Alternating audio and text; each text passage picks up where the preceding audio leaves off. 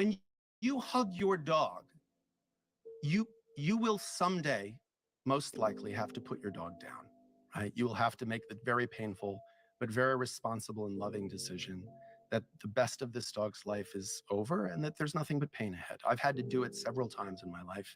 It's heartbreaking, but it's the final act of love and service to something that you've had dominion over and taken the duty of taking care of. And I know every time I've had to do that 3 times and just smelling it and going, oh, that's it. Like, that's it. It's gone now. And the memory of that scent, it'll fade. But like right now, that dog's alive. Pablo's alive. And you can smell him. And you're not letting go of him now. He's there. He's there right now. Like, so how do you not right now just breathe that in every chance you have? Because you don't know how many more times you'll have. And I don't, when people say to me like, well, how can you think so much about death? Or how can you think so much about breaks? Like, how can you not? Haven't you ever lost anything? Have you forgotten what it was like to have it? Like, did you not keep in your mind like how beautiful this was and how it's gone? Like, my mother died 8 years ago. And I found an old videotape that I didn't even know like existed. And it was, my dad had like gotten a video camera and he'd like shot, you know, all these video, and I could hear my mother's voice. And hearing it, I went, like, oh my God, like that was her voice. Like, I haven't heard it in 8 years. And I heard it again and it was so familiar, you know? And I thought to myself, oh my God, I'm so glad I got to hear that. But when she was alive, I never thought like, oh my God, she's here. Like, I get to hear her voice. Because someday that'll be gone. Like, it'll be gone. The memory of her voice will be gone. It will fade. Like tears in rain, it will just fade. And so to me, like that, if we could just have that presence of mind when it comes to love, like love is not permanently gifted, it is loaned. And the people you love, the dog you love, the people, they're loaned to you and you're loaned to them.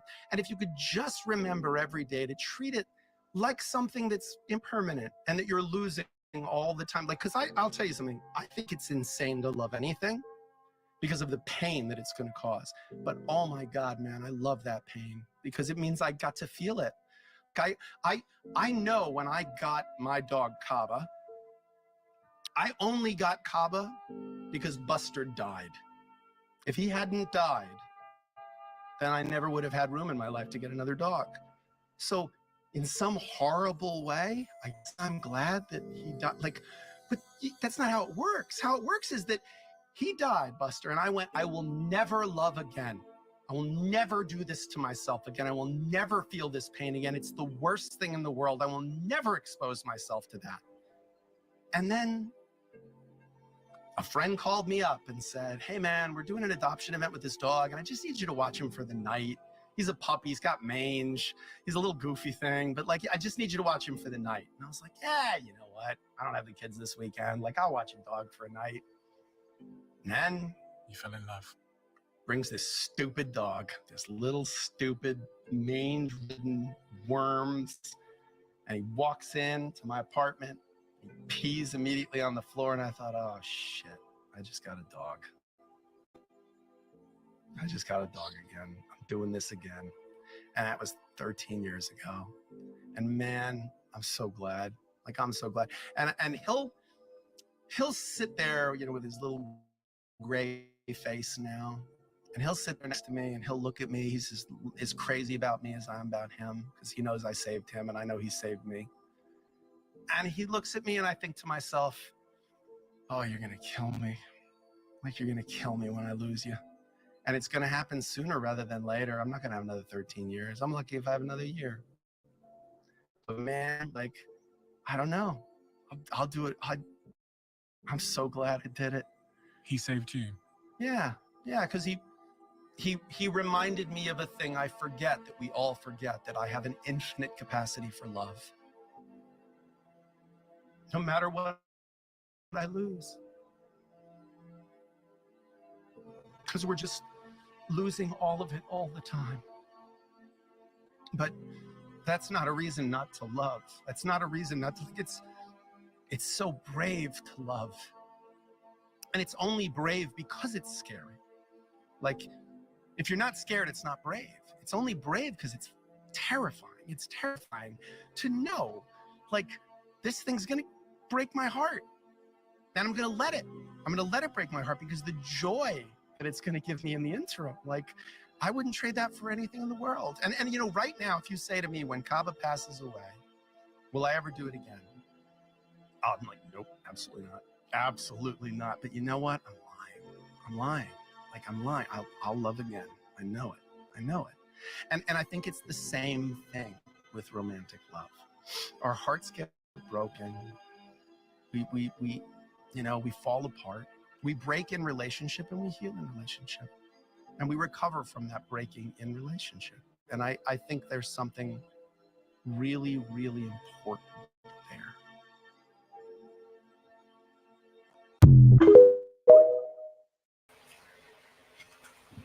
So there's a reason that I shared that, and it's not because I lost a dog. I do have one that's not doing well right now. Um, but I shared that because I seen in chat over the last couple of weeks a lot of people who lost a pet, you know, and I know how heartbreaking it is. You know, I'm a farmer, you know, um, and being a farmer um, requires a certain kind of heart, you know. Um, Paul Harvey put it best. He really did. Okay, and I'm gonna play this for you guys because I want you to understand. You know, being a breeder, you know, I had to go from tending thousands of plants to to just take care of the dogs. You know, and I'd watch the females go into labor and have their puppies, and then and maybe a few of them not survive. You know, um, I remember spending time at my grandmother's place up in northern Michigan, um, and she had pigs. You know, grandma had pigs. That's how they got rid of all their waste. They had pigs. They had chickens. They had a few other things up there. I remember a couple of old cows that she had. They had a little pond on the side of the property where we used to joke about how don't let a frog or a toad grab your toe, you know, um, you know. Uh, some of the stupidest things that we said and did as kids, you know. But I remember one of the sows that Grandma had, and she had three successfully and three that didn't make it. And I remember crying so hard because, these little pigs lost their brothers and sisters, you know, and I remember Grandma said, "Well, it happens. God needs them more than we need them." And I mean, I've grown up my whole life in being around, um, surrounded by death, surrounded by death, surrounded by violence, a violence that I cannot even explain to you guys. You know, I did an article with a newspaper a few years back, and in that article, it talked about we talked about PTSD, and the reporter who had done the interview, I said to him, I says, now understand, there's a difference between the PTSD in which I suffered and what an average Marine comes home with. I told him that I was exposed to such extreme violence that I had PTSD long before I joined the Marine Corps. I had PTSD before I was 10.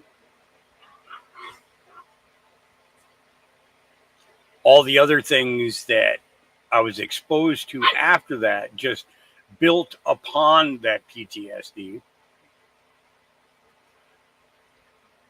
The things that I saw, the things that I've experienced, the things that I've watched other people go through. I'll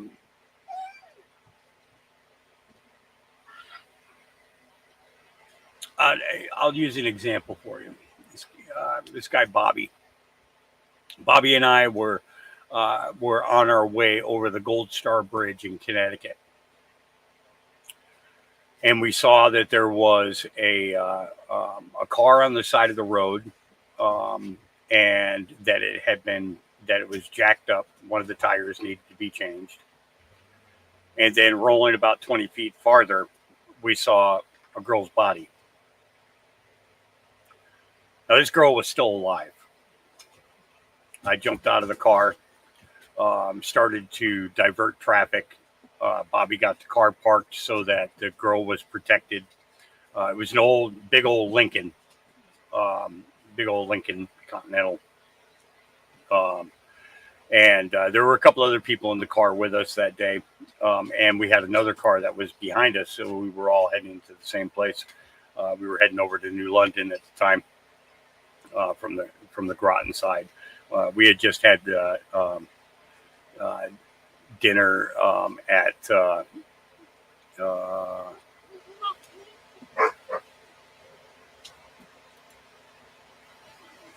don't know what's going on with that. So StreamYard just came up and said Q streaming went down. Probably because Phildo made a complaint or something about Dave and Script talking about him last night, because he's on Q streaming too.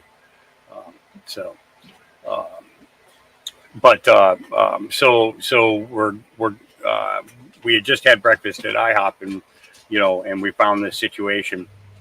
The girl's foot had been severed, but was still attached by the muscle. And I took off my shirt and I wrapped it up. I wrapped up her foot, and the muscle, so that it wasn't exposed to, so that it wasn't exposed to the bacteria and everything else. Cleanliness of a wound. And then Jay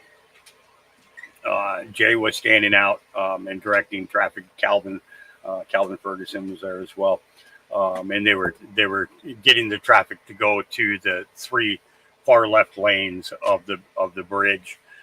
Each side of the bridge had, at some points you had 5 lanes, at other points you had 4 lanes. And people were flying across that bridge. That's right there on I-95. Then the ambulance got there, and they went and they covered her with a tarp.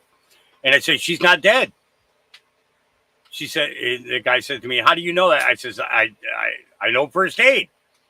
I said, "She's breathing. Her foot's been severed. That's my shirt wrapped around her leg. She's not dead." And he went over and he lifted up the tarp and he checked her vitals, and she was still alive.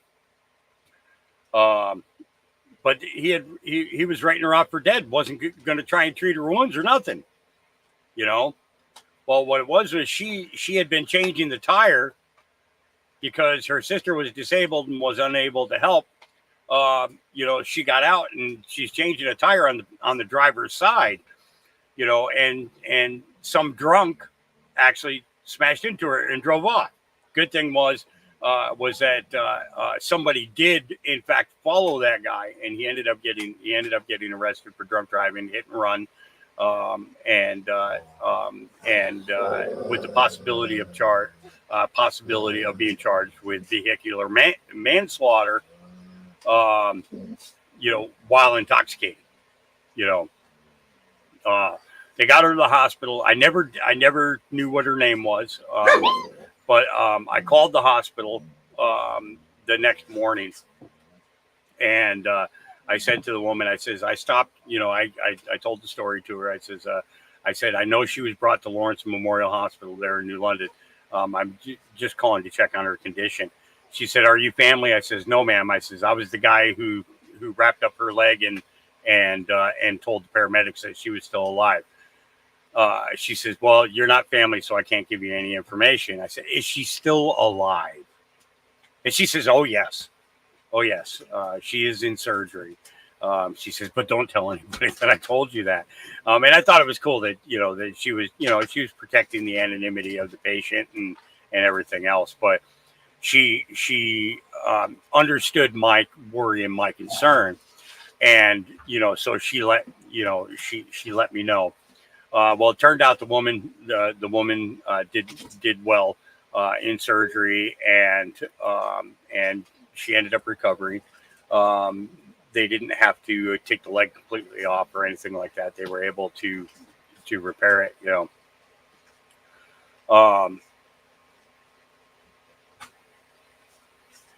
It was the probably the 10th or the 11th time in my lifetime that I seen a severed limb.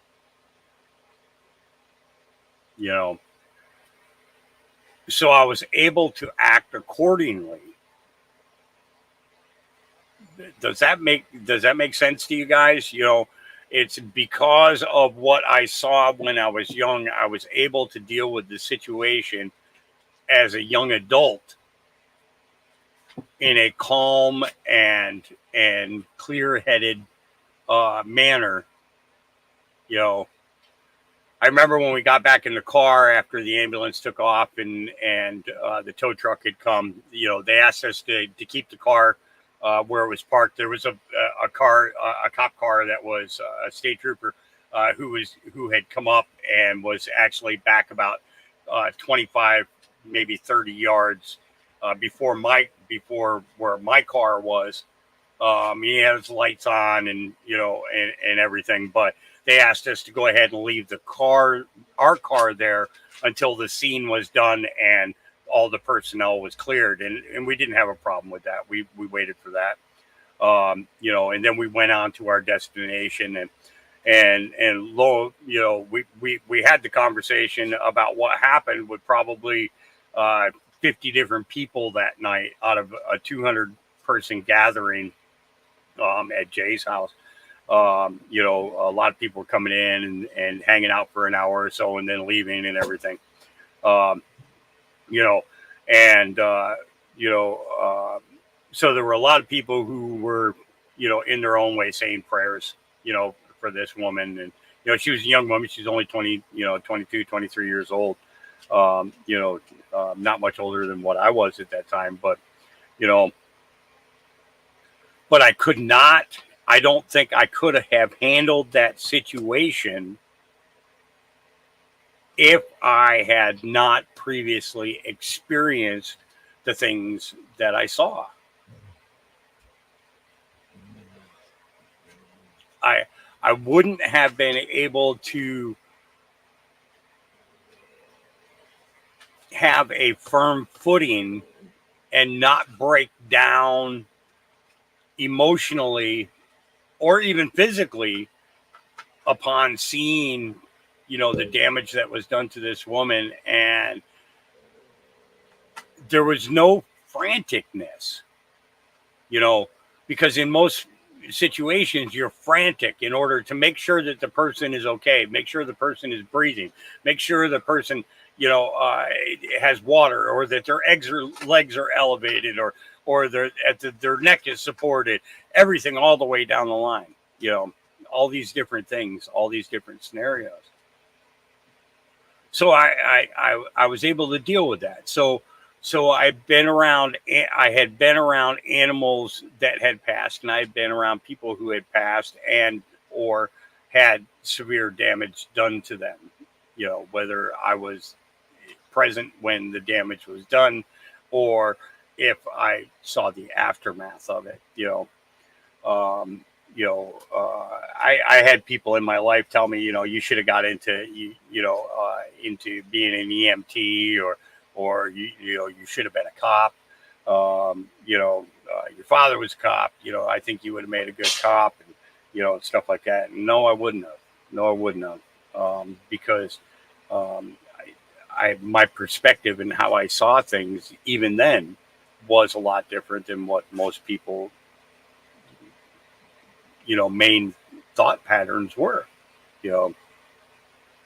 I understood things were going on and things were happening. And it didn't hit me until the first time that I heard God Made a Farmer by Paul Harvey, that I realized that people are built and made and crafted by a creator who was preparing you for the incidences in your life.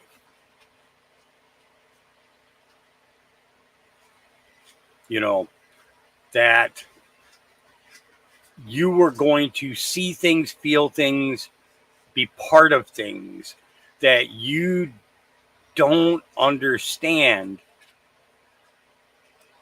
why you had to go through it until it is time to help somebody else. You don't recognize the talents that you have until you have to implement those talents for the benefit of one of God's other creations. Our hearts break, our minds break.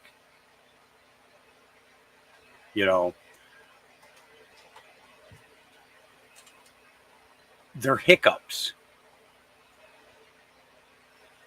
Sometimes those hiccups continue for a little while, but sometimes it's just like, and it's done.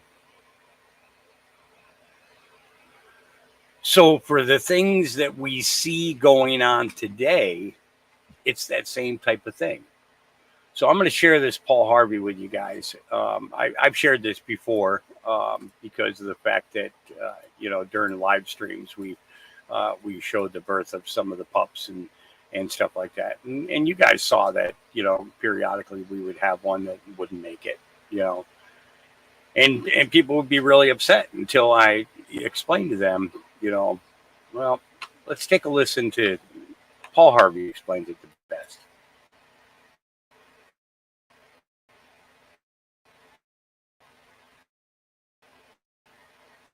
Are you going to play?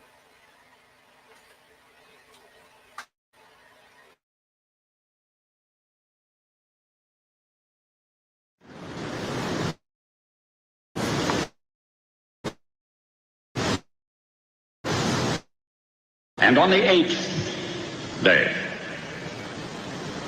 God looked down and God said, I need somebody willing to get up before dawn, milk cows, work all day in the fields, milk cows again, eat supper, then go to town and stay past midnight at a meeting of the school boards. So God made a farmer. I need somebody with arms strong enough to wrestle a calf and yet gentle enough to deliver his own grandchild. Somebody to call hogs, tame cantankerous machinery, come home hungry, have to wait lunch until his wife's done feeding visiting ladies, then tell the ladies to be sure and come back real soon, and mean it. So God made a farmer. God said I need somebody willing to sit up all night with a newborn colt and watch it die and dry his eyes and say maybe next year. I need somebody who can shape an axe handle from a persimmon sprout, shoe a horse with a hunk of car tire, who can make harness out of hay, wire, feed sacks, and shoe scraps, who planting time and harvest season will finish his 40-hour week by Tuesday noon, and then Paynin from tractor back put in another 72 hours. So God made a farmer. God had to have somebody willing to ride the ruts at double speed to get the hay in ahead of the rain clouds and yet stop in midfield and race to help when he sees the first smoke from a neighbor's place. So God made a farmer. God said, I need somebody strong enough to clear trees and heave bales, yet gentle enough to yean lambs and wean pigs and tend the pink-combed pullets, who will stop his mower for an hour to splint the broken leg of a meadowlark. So God made a farmer. It had to be somebody who'd plow deep and straight and not cut corners. Somebody to seed, weed, feed, breed, and rake and disc and plow and plant and tie the fleece and strain the milk and replenish the self-feeder and a hard week's work with a 5-mile drive to church. Somebody who'd bail a family together with the soft, strong bonds of sharing, who would laugh and then sigh and then reply with smiling eyes when his son says that he wants to spend his life doing what Dad does. So God made a farmer.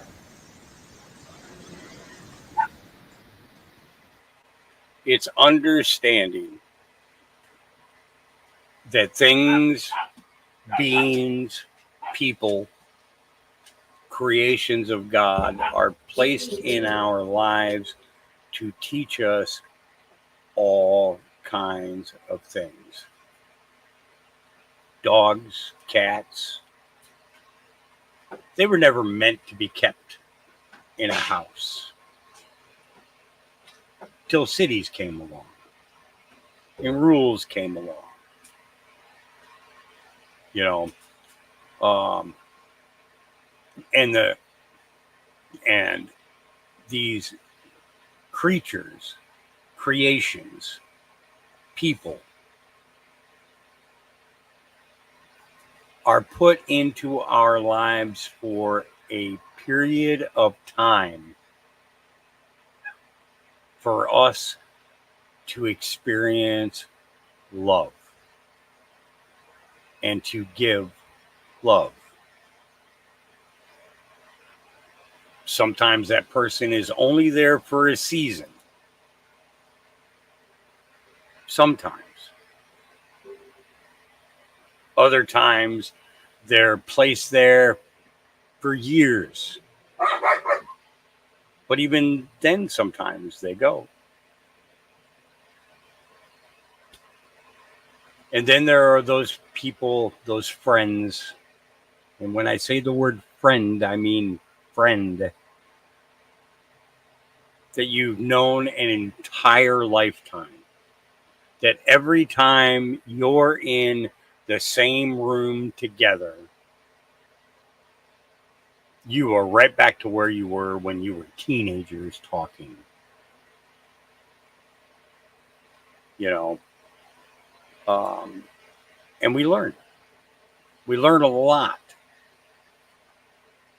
from these people, from these creatures, from the creations that have been placed in our lives. And I know some of you lately have lost a pet. You know, well, the thing is that that pet was placed there to love you and for you to love for a time. For a time. Not for all time. Because nobody's been guaranteed for all time. For a time.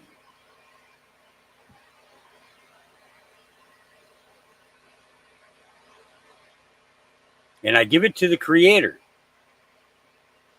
That Creator of both heaven and earth. I give it to Him.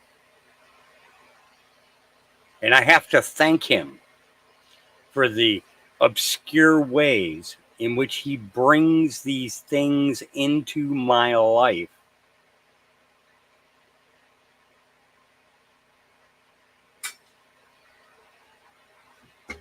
Because they are lessons to learn when you're not at school. And they're things that will stay with you forever. Forever. They never go away. You remember your first dog. You remember your first cow. You remember your first horse. You remember your first girlfriend or boyfriend. You remember your first time.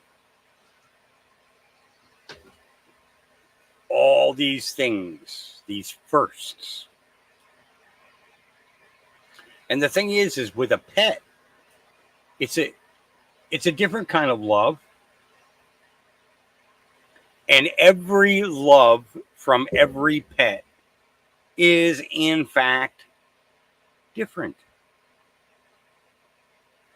You have a totally different relationship with each and every pet that you've ever had. Whether you recognized it then or not. But if you look back on it now, you will realize that you had a different kind of love for each and every pet that you've ever had. And you want to know what? I bet you had a different kind of love for every man or woman that has been in your life.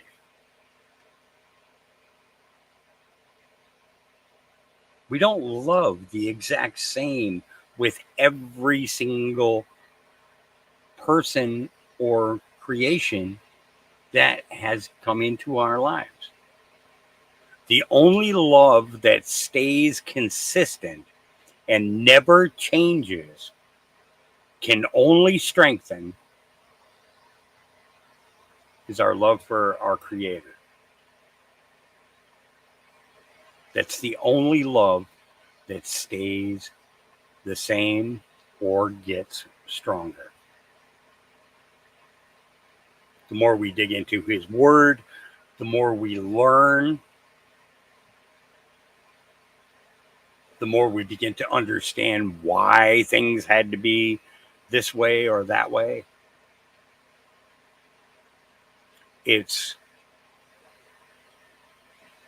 We're His pets. Because with our pets, it's an unconditional love, whereas you notice a relationship-wise that you have with another human being, you kind of have, a, a little condition in there. You know what I mean? And if you had a bad one, it makes you leery of the next one. So it's harder to love this new person the same way as the last person, because that last person broke your heart.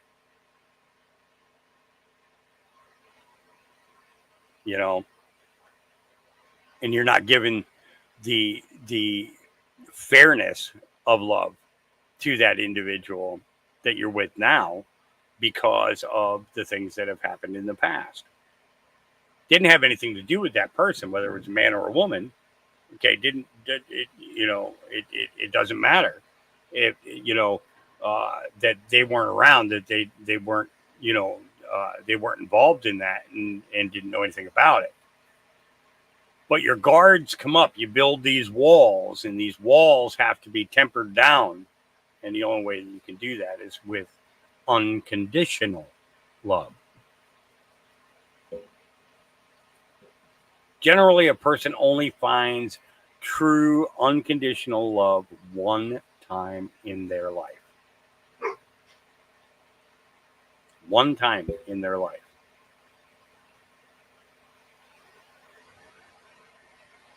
Sometimes it makes for the best relationship, marriage, so on and so forth. I know some people who've been married for 60, 70 years. 60 or 70 years with the same person every day. Oh, Lord.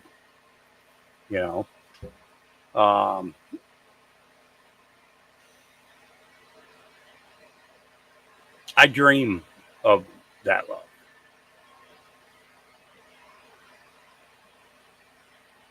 dream of.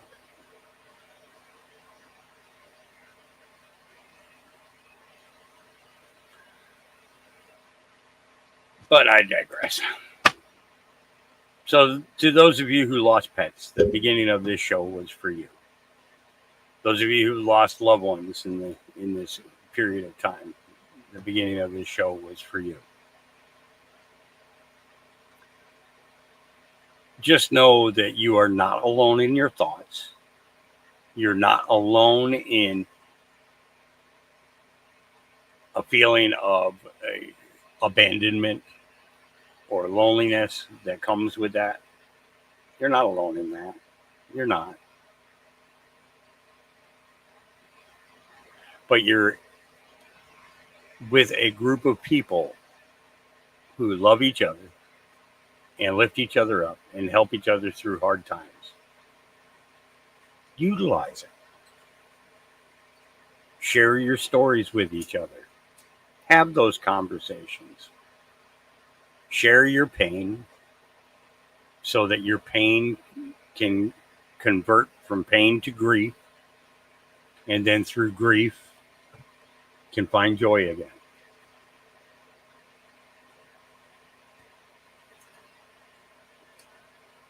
Be human. We all do things right and we all do things wrong. Every single one of us. There is no perfection. I constantly fall short of the glory of God.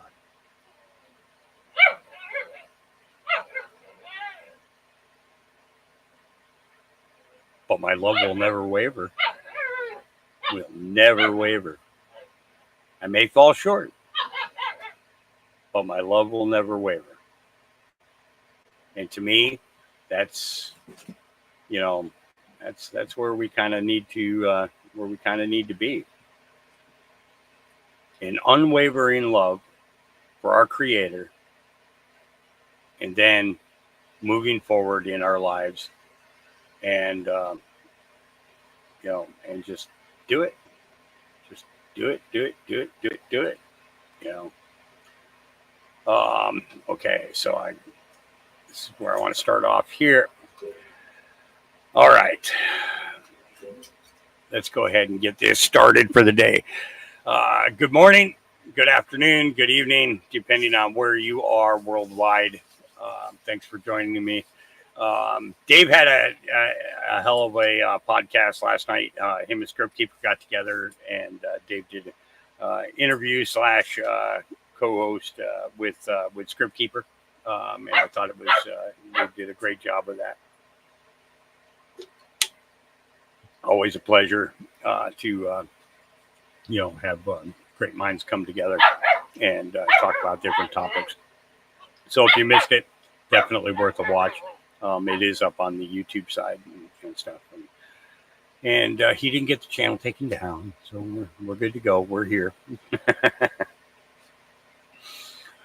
I think I honestly I can't count how many times I lost channels because of Dave covering medical stuff, on his old podcast and stuff when I was rebroadcasting him and all that, and then a couple of the channels that we've lost since his return. But the thing is when we look at our awakening, we look at who led us in the right direction in the first place, and we kind of build upon that. And Dave was around back when I was doing I was mostly doing just cannabis videos then, but as I was working my way into the podcasting realm of doing lives, because I wasn't doing lives before. I was just making videos and posting them. We had a lot of great content and everything. Let the customers know what we were doing on the farm and how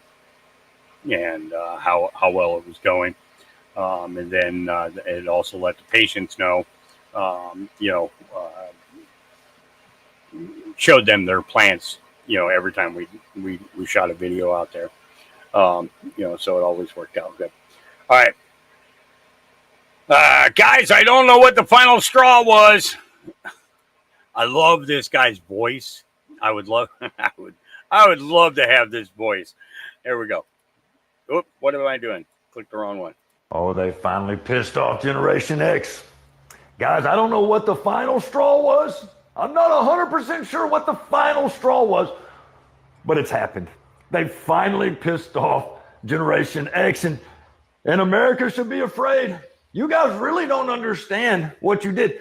Do you understand that they quit doing the draft because of Generation X? You can't tell us what to do. You can't make us do anything. Generation X grew up drinking from rubber hoses, and now we've got little straw filters in our closet where we can drink out of mud puddles and filter the damn water.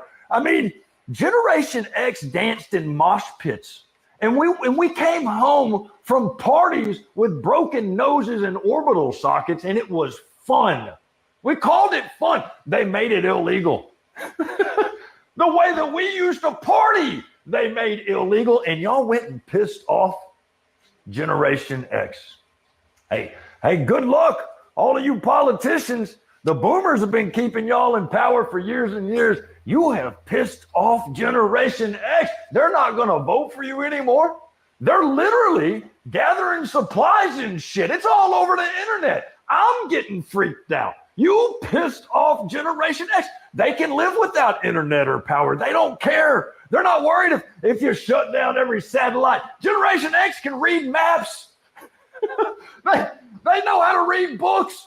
Yeah, and they're not illiterate. It's crazy. We were the last generation where you actually cared about reading, writing, and arithmetic, and it would blow your mind how many of us have been to prison and or the military. It's crazy that y'all pissed off Gen X. You just had to do it. You just push and you push and you push. And now you got Gen X out here talking about, hey, boys, get your shit. Are you serious right now? Oh, this is getting good. I'm getting my popcorn. I can't wait. Peace and love.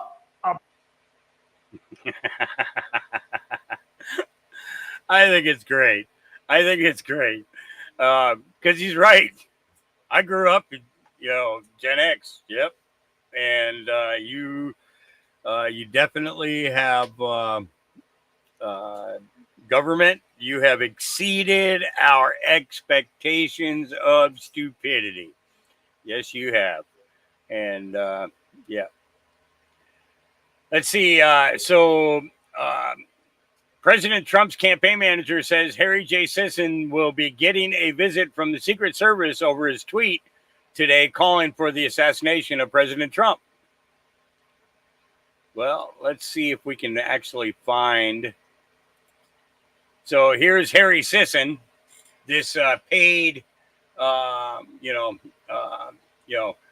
he says, according to the Supreme Court, Biden could now send in SEAL Team 6 and take them all out.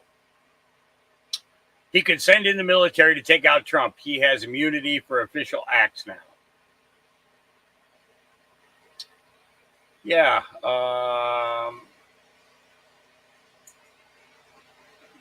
Yeah. This kid, he's pushed his luck. Absolutely pushed his luck. And people are going to just, a lot of people are going to be talking about this today, and we're going to be playing a lot of it. Black folks, don't fall for it again. Trump 2024.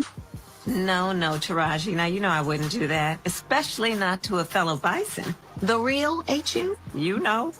So what's on your mind? Oh, Madam VP Harris, I'm worried about the election.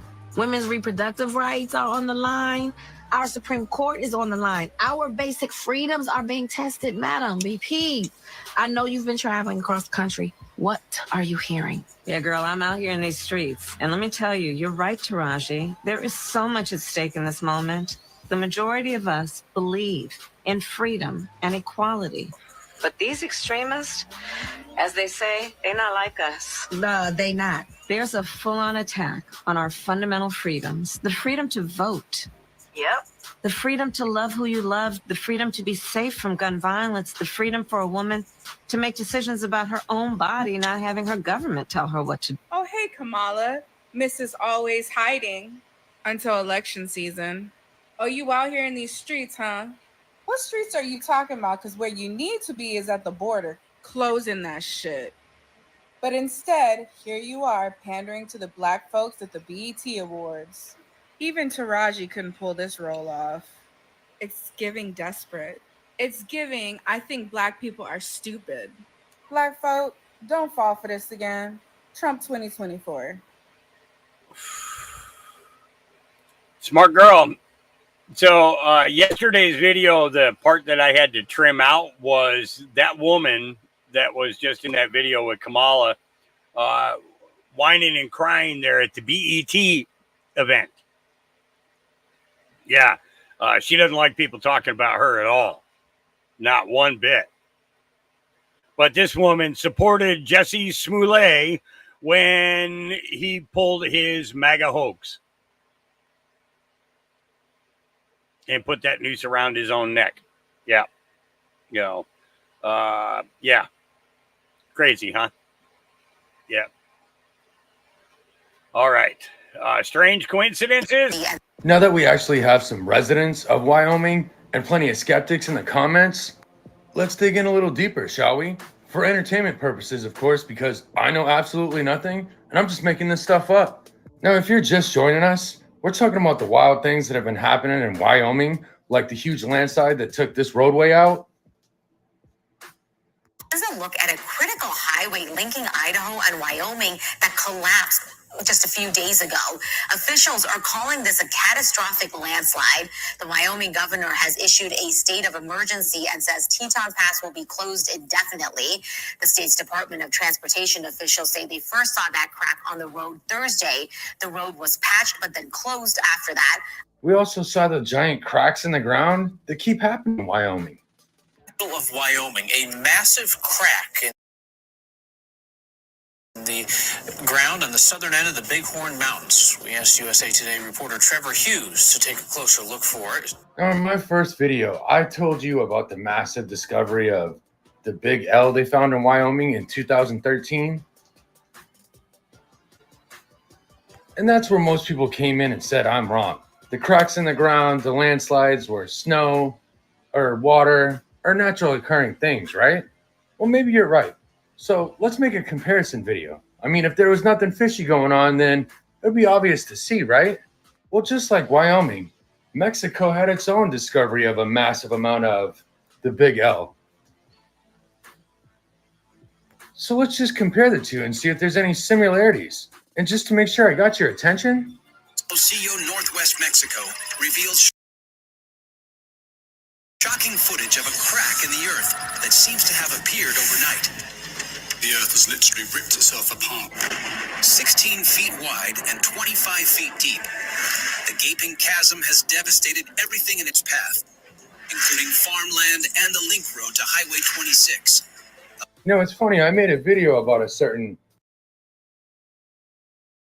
group taking over Indian reservations here in the U.S., and that's happening mainly in Montana and Wyoming.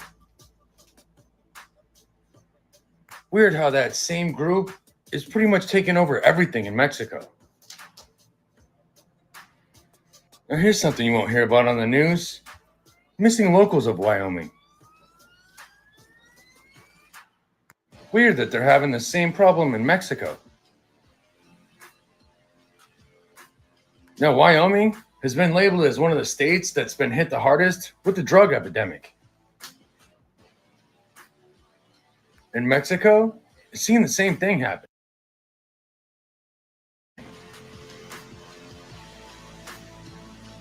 Now, a lot of people are talking about how they're trying to regulate the water in Idaho and Wyoming. Weird. Same thing is happening in Mexico. All right, last one. Let's talk unemployment rate. 2.9 in Wyoming. Weird that it rose 2.8 in Mexico. But what am I talking about? I'm sure those are all just coincidences. And mining for the Big L really has no effect on the environment. Stay safe. The extraction and processing of lithium require a lot of water, energy, and chemicals, which can harm the ecosystems and communities where they take place. This loss of large amounts of water, especially in arid regions like Chile, Argentina, and Australia, can reduce the availability and quality of water for local people and wildlife. Moreover, the water used in lithium mining can become polluted with toxic substances such as arsenic, boron, and lithium itself. Yep. Wyoming. Yep. All right, Libs of TikTok put this one out. And President Biden, acting within the scope of his official duties, could dispatch the military to take out conservative justices at the court. What is it with these liberals? Yeah, here we go. I guess, theoretically, President Biden, acting within the scope of his official duties, could dispatch the military to take out the conservative justices on the court, and he'd be immune. I guess, theoretically, President Biden, acting within the scope of his official duties, could dispatch the military to take out the conservative justices on the court, and he'd be immune. Yeah. So, what's going on here?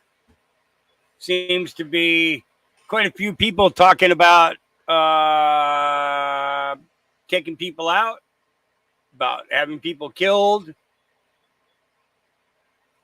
Yeah, makes me wonder. All right. Motion to allow a sergeant at arms to arrest Merrick Garland to be introduced tomorrow. That means today, guys. It's going to be introduced. Oversight committees, our friend Andy Biggs back on the program. Andy, nice to see you. We're going to go to what you're doing against Mayorkas in a second, but I just want to touch on that real quick because it's coming tomorrow. The inherent contempt vote that Anna Paulina is putting forth. This is something for months I've discussed on this show. I remember, I think, talking about it with you weeks ago and saying, I recall reading something a couple hundred years ago or whatever. We did this. You can send the sergeant at arms and arrest his ass and make him answer to your subpoena. So I know you're voting for it. What's everybody else going to do tomorrow, Andy? That's the 64,000 or 64 trillion, depending on what you want to talk about, question. The reality, Dan, is we do have that authority. I was asked by counsel earlier this week about my position, and I had studied this, and I've concluded that we absolutely have the authority. If you have the authority to issue the subpoena, you have the authority then to enforce the subpoena. And if you have to go to the party that you're subpoenaing and ask them to enforce it against that very same party, that would nullify. That would nullify your authority. So I look at it and I just say, hey, we got the authority. So the next question is, do we have the will? And kudos to Anna. She's putting this forward. We're going to do it, I guess, tomorrow morning. I hope we do it. And I do know this. There are people in my conference that they're loath to do anything like that. So we'll see, Dan. I'm hopeful that everybody gets it, that understands this guy is in contempt, and now we have to enforce the contempt. Exactly, Andy. And let me just say this. Sorry to interrupt. Let me just say this. And I'm not saying you should do this to get back or get even whatsoever. Let me clarify. I'm saying this as an example. Case in point. How can the sham Jan 6 committee, when the Dems are in charge, send Peter Navarro to jail, and my buddy Steve Bannon, they're saying he's going to go to jail on Monday or whatever because they didn't obey and they're in contempt, but you all can't send an AG to jail because he's in contempt? I'm sorry. What's the goose? You know the rest of it is good for the gander. All right, let's move on to Mayorkas and your. All right. So it's, interesting. All right, in the streets. So conservative Ant's got something, his own little response to Kamala's in the streets comment there that we played for you a few minutes ago. Hey, girl, I'm out here in these streets. I'm just out here in these streets, girl. That's what you sound like, Kamala Harris, when you talk like that. You've never... And I'm not claiming that I've been in the streets, but you for sure have never been in these streets. Is that how you portray African American people? Like, that's how you think that they are? I know so many that aren't like that. I actually know more white people that act like that than black people. So it was cringy at the least. I really hope the black community sees right through you on that one. At least on this one. In these streets. Hey. Yeah. He's got some good comebacks, you know. All right, this is in regards to the Chevron decision undercutting federal regulators. Several years ago, there was a gentleman in northern Wyoming. He'd bought a farm that had been pretty run down, and there was an irrigation ditch that ran through it that had caused a lot of erosion. He went in and he cleaned up the farm and he moved that irrigation ditch. Well, the EPA decided that that irrigation ditch was a navigable water of the United States, and they came in and sued him. They contacted him, sent him a letter, and said, "You must notify us within 7 days whether you are going to comply or you're going to be subject to fines of $37,500 a day." That case went on for 6 solid years. And by the time that we went to trial in that case, he was facing penalties of almost $65 million for affecting 2.1 acres of land on his own property. Now the fines are $59,000 a day. I would argue that whenever you give an administrative agency the authority to impose fines of $59,000 a day, you've created a tyrannical government. Yep. I cannot disagree with a single word she just said. Not one. All right. U.S. debt clock. All wars are bankers' wars, and that is the truth. You know, we've learned that in these last 6 years. I learned it a long time ago. Yeah. Here we go. Echo X. I cannot believe I missed this on the U.S. debt clock image the other day. As the Fed dollar, it's a debt, it's an interest, and it's a Ponzi scheme. Shout out to Pro Street Art for letting me know about this, as on the $10 bill that is featured on the secret image has Bush appointees, where it features Treasurer of the U.S., Rosario Marin, who is the 41st Treasurer of the U.S., serving the time from August 16, 2021 to June 30th, 2023. And also the 73rd United States Secretary of Treasury, John W. Snow, who served his time from February 3rd, 2023 to July 3rd, 2006. And I believe that this is the reason why they featured this $10 bill that is all red, kind of like blood, alongside the background being a graveyard, because between the times of February 3rd, 2023 and June 30th, 2023, there was this that broke out. Fellow citizens, at this hour, American and coalition forces are in the early stages of military operations to disarm Iraq, to free its people, and to defend the world from grave danger that threatens the peace with weapons of mass murder. We will meet that threat now with our Army, Air Force, Navy, Coast Guard, and Marines. Mr. Bush, when are you going to apologize to the million Iraqis that are dead because you lied? You lied about weapons of mass destruction. You lied about connections to 9/11. You lied about Iraq being a threat. You sent me to Iraq. You sent me to Iraq in 2003. My friends are dead. Joshua Castile. You killed people. You lied. You lied about WMD. A million Iraqis are dead because you lied. My friends are dead because you lied. You need to apologize. Apologize. The U.S. State Department officials who lied us into the Iraq War weren't delusional. They knew that they weren't bringing freedom to Iraq. But that wasn't their goal. Their goal wasn't actually to combat terrorism. It was to get access to Iraq's resources. It was a success from the perspective of weapons manufacturers and giant oil companies.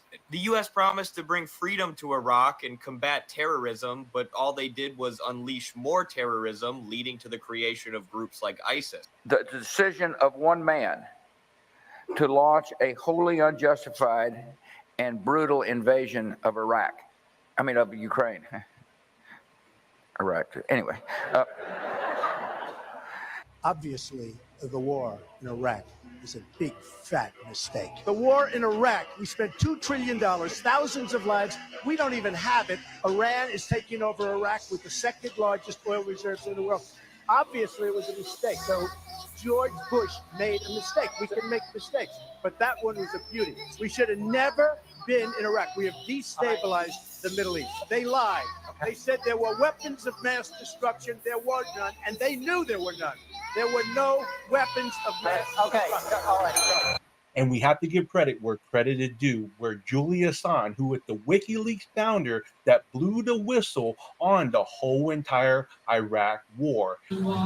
Because the goal is not to completely subjugate Afghanistan. The goal is to use Afghanistan to wash money out of the tax bases of the United States, out of the tax bases of European countries, through Afghanistan and back into the hands of a transnational security elite. That is the goal, i.e. the goal is to have an endless war, not a successful war. But like they say, all wars are bankers' wars. Thank you very much, Mr. Presidents. USA Treasury dollar. Calculate. No more lockdowns. Goodbye to all you G's. I am ending Masonic world. All media is populated by Rothschilds. The message is not for anyone else. Crash the world. The 7-day change. Ask and you shall receive. Galactic Federation of Light. Money, wealth, success. U.S. supercomputer. Thank you very much. Click for Doom of Matrix. Collapse the economy X. Revelation 17. The 7 trumpets. It's a stock. It's a bond.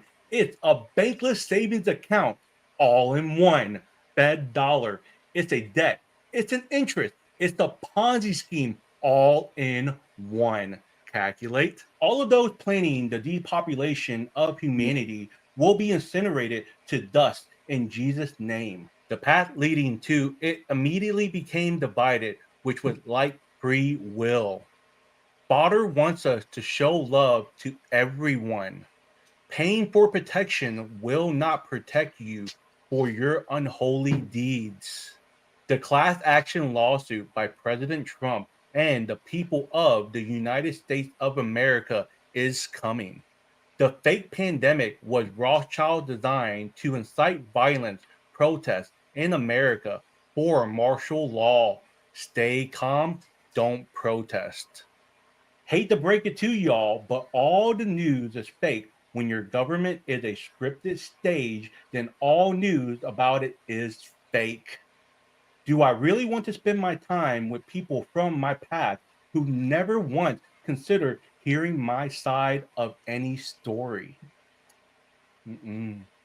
World's youngest trillionaire will create the first universal basic income for every living being. Shout out to Trader Girl Q for posting this as breaking Trump versus United States have been decided at the Supreme Court. Trump victory. I guess we might see the class action lawsuit by President Trump and the people of the United States of America very soon, right?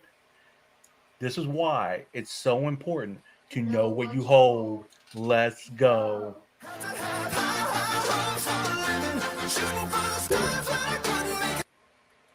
All right. Yeah, I'll be covering that, Garrett. You're not telling me anything I don't already know. All right. If there is a silver lining to the newly unsealed grand jury Epstein documents, it's that normies are being exposed to it. This was put out by MJ Truth Ultra this morning. I thought it was pretty good. Here we go. 176 pages of graphic and disturbing grand jury transcripts released today are from Jeffrey Epstein's 2008 criminal case. The files were under seal for 16 years until now, and they reveal that prosecutors heard graphic testimony about how Epstein sexually abused and exploited underage girls at his Florida home. One of the girls stated that she was only 14 years old when a woman associated with Epstein offered her $200 to give Epstein a massage at his, quote, big, humongous mansion. The 14-year-old was instructed to lie and tell Epstein she was 18. When she got to Epstein's Palm Beach home, she was asked to strip down to her underwear and was paid an additional $100 to allow Epstein to touch her and perform a sex act in front of her. Epstein was in his 40s at the time and said, quote, the younger the better about the girls he was looking to assault. Now, the Florida judge who released the files wrote in part, quote, the details in the record will be outrageous to decent people. And the testimony taken by the grand jury concerns activity ranging from grossly unacceptable to rape. All of the conduct at issue is sexually deviant, disgusting, and criminal. That judge says these important documents are being made available to the public to ensure transparency and to give closure to the victims. Now, in 2008, prosecutors cut a deal with Epstein, allowing him to escape federal charges by pleading guilty to lesser state charges of soliciting prostitution. And that particular deal has long been criticized as way too lenient, allowing Epstein the freedom. Yep, to continue his activities with the knowledge of the government. Yep. Yeah.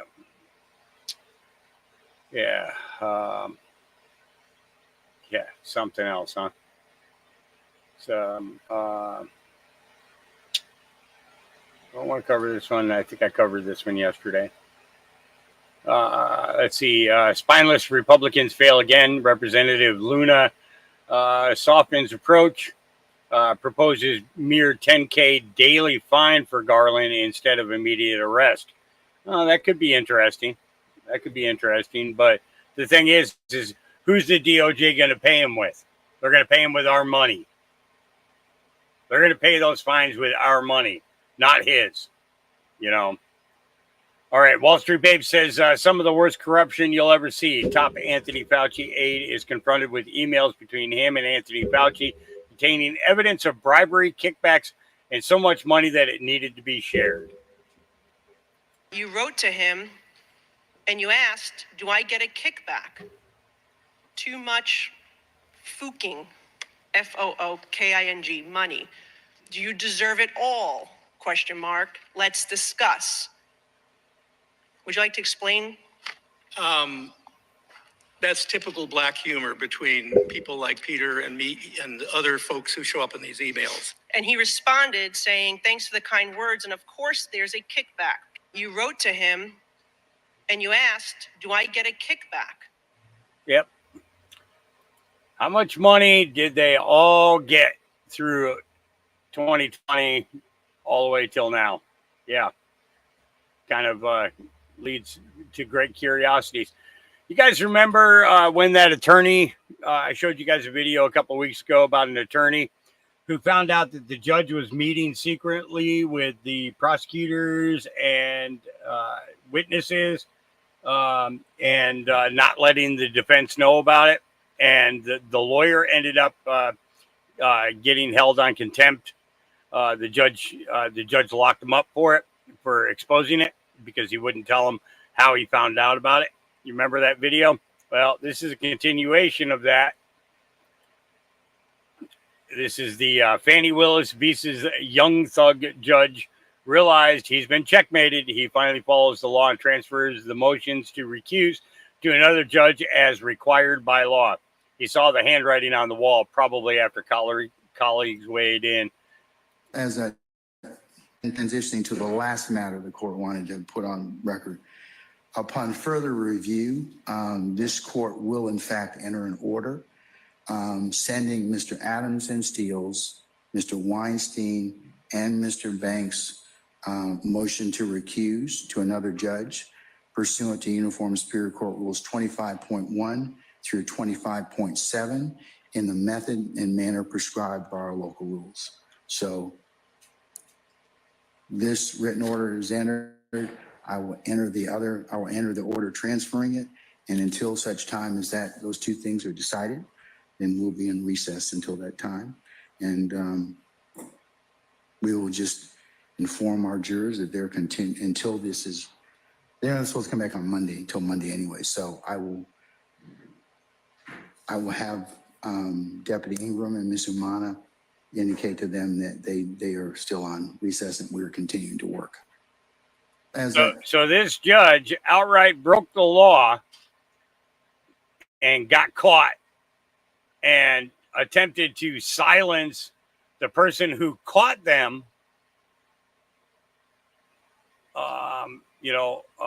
And it makes you wonder.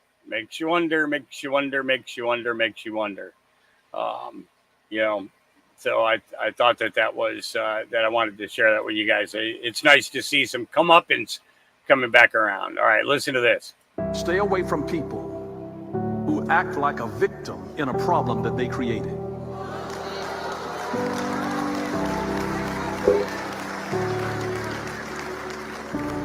There are people like that in the world, or some of you obviously know some of them. But they act like a victim in a problem that they created. That's gaslighting. There are people that do that. My antidote to that is this. Spend more time with people with whom you have a common future instead of a common past.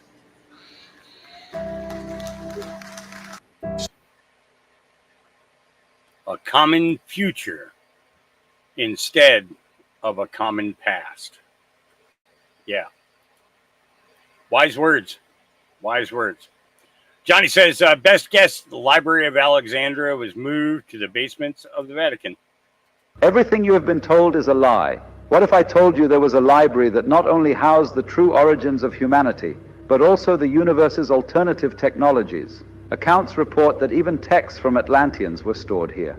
The Library of Alexandria, the epicenter of ancient knowledge, mysteriously vanished in a series of fires. But these fires were not accidents. This is where it gets interesting. This ancient repository contains scrolls and physical items on alchemy, mysticism, alternative sciences, and even extraterrestrial contact. Archimedes referred to it as the wisdom of the ancients. The ones responsible believed that this information could empower humanity, challenge rulers' authority, and undermine popular religious doctrines. The library was then deliberately destroyed to be able to rewrite our history books and take control. But there's even more. Some of the information survived and is believed to have helped humanity understand concepts such as anti-gravity, free energy, and even interstellar travel. Many believe the remnants are stored at the Vatican, and they've used it as leverage to control major space corporations.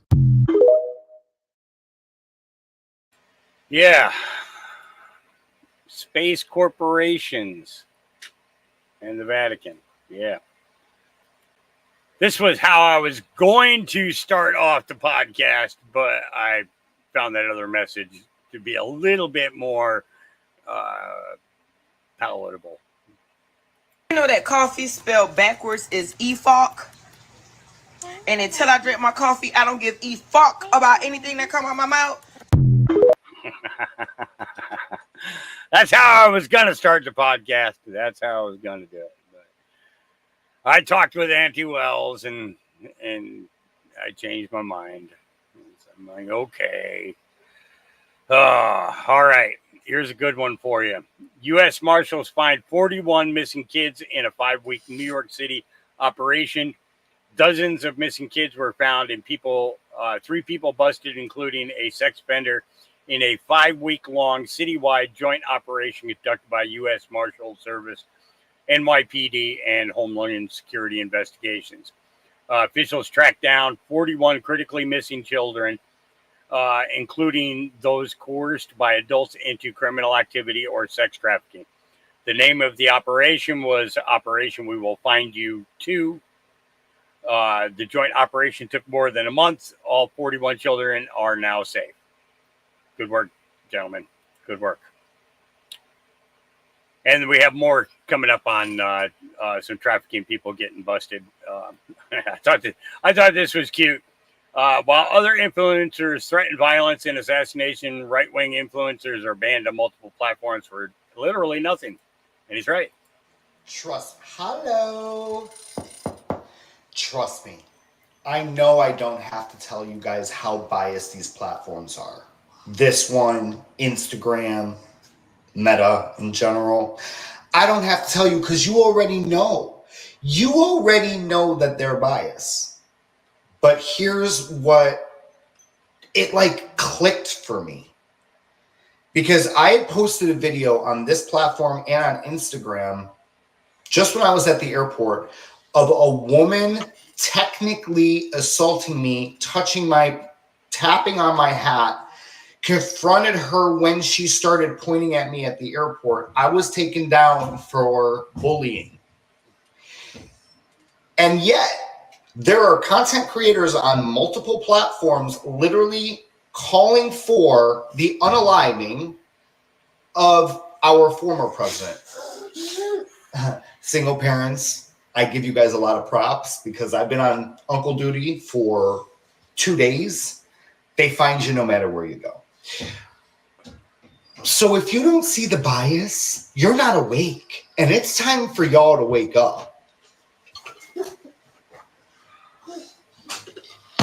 I gotta go. Spider-Man time. Spider-Man.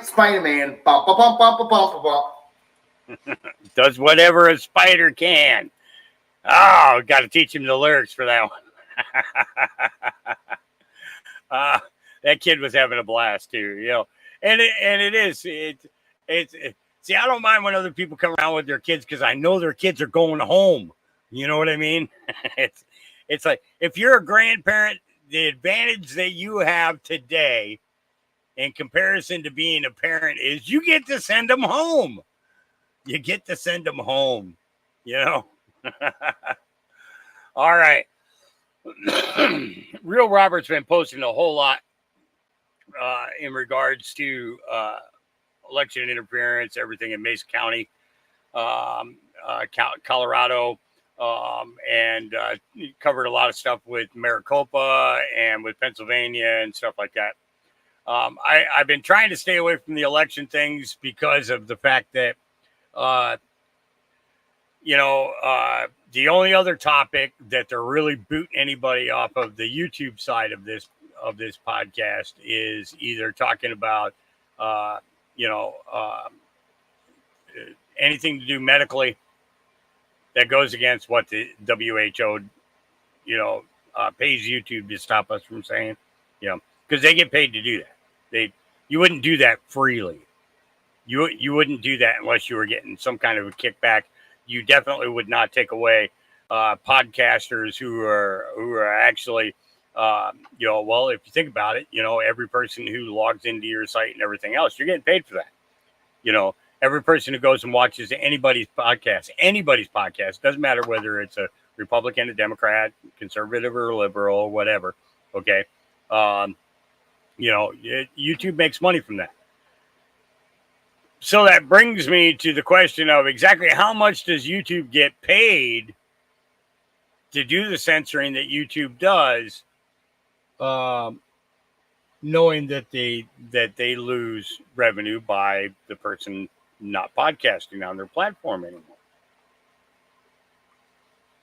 That's got to be some big money for them not to care about breaking the constitutional laws that are in place to protect our freedom of speech. To protect that First Amendment right of the free press. Press has nothing to do with having a license in journalism. It's got to do with anybody who's telling the truth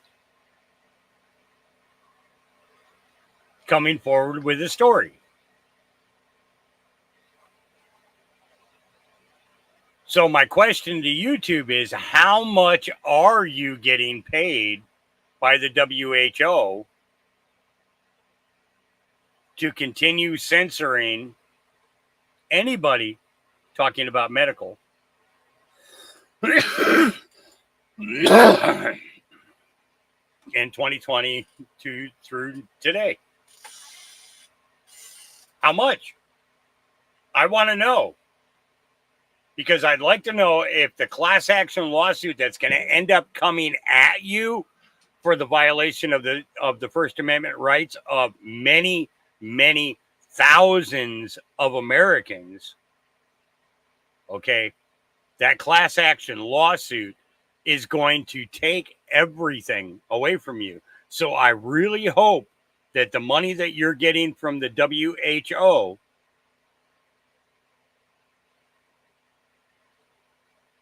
is going to be enough to protect you when Section 230 comes down. And I think that is coming soon, folks. Soon could be a day, it could be a week, it could be a month, could be 6 months, could be a year, could be many years. Soon is a big word. Covers so many things, you know.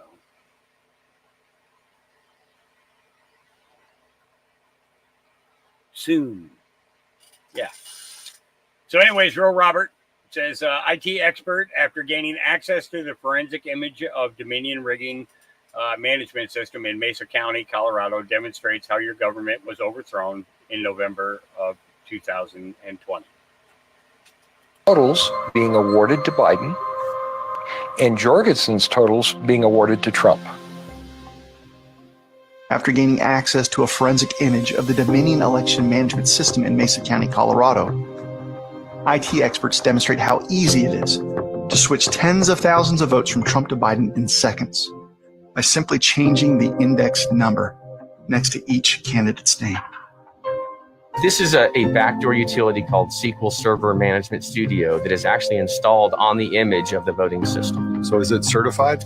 It is not on the list of certified software. What I'm going to do first, I'm just going to pull up the presidential results in Mesa County for that election. And here they are. You can see Biden has 31,000, Trump has 56,000. Okay. So I'm going to come up here now and I'm going to make a quick change. Change that. You change that to a 2. Yep. I'm changing Trump to a 1. Okay. And then I'm going to come up here and I'm going to rerun the report. And there you go. Biden, 56,000, Trump, 31,000. So I just flipped the results of the election using a tool that's actually built in to the voting system. And what I did is not even logged. There's no trace of what I just did now. For some reason, the logging of activities by a user that has the password are not retained. In Pennsylvania on live TV, Trump had 1,690,589 votes, while Biden had 1,252,537 votes. The time was approximately 11:08 Eastern Standard Time. The next interval report shows Trump's votes decreasing to 1,670,631, and Biden's votes increasing to 1,272,495. The time is approximately 11:09 p.m. Live on CNN, exactly 19,958 votes were switched from Trump to Biden. This means Trump lost 39,916 votes.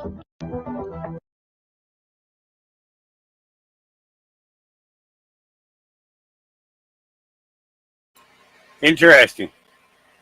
Showing the actual software that they use now.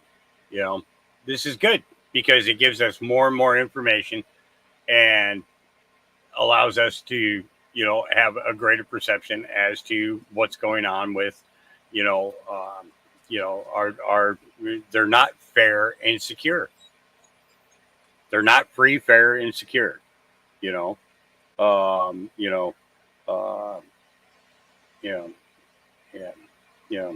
Oh, that's Jacob.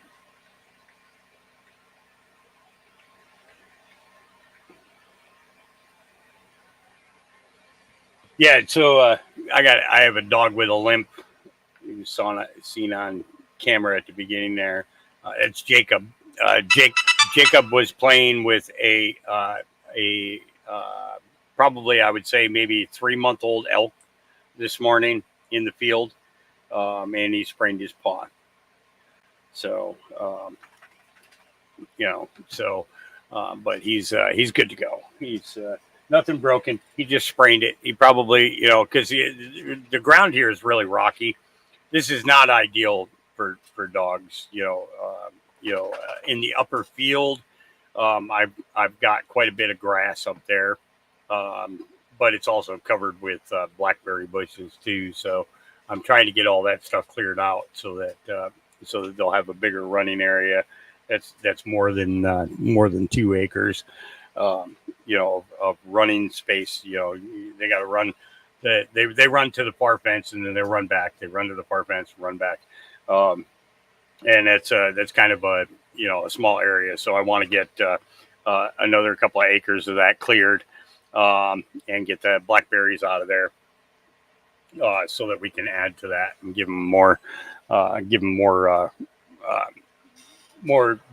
leg stretching area.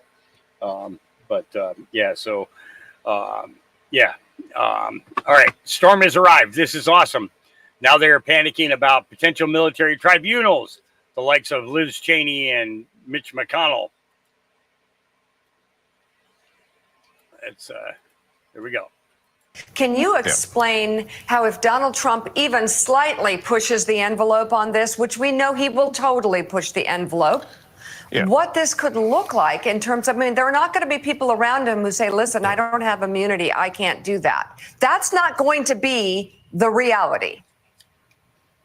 At all. And the way that you described him coming into office before is accurate. He didn't think he'd win. He surrounded himself with people that he thought looked the part and might be good at the job that turned out to be restraints on his power. The lesson he learned from that is get rid of all restraints. Make sure you only have loyalists working for you at the cabinet level, inside the White House, but also in the bowels of government. Make sure that anybody like a McConnell, a Liz Cheney, a Paul Ryan, anybody who has institutional power that could thwart you, get rid of them. They're gone. All of them. There's going to be no person in a position of power in Congress, especially if Republicans win the majority in the House of Senate, who you would say is a Trump critic that would put the brakes on the work that he would do. He's not going to have any of those people around him. Before, there's people inside of institutions in the government that most people haven't even heard of that could slow things down, gum things up. No, they know where those positions are now. They have all kinds of organizations outside of the campaign that are making sure they have the right people in place.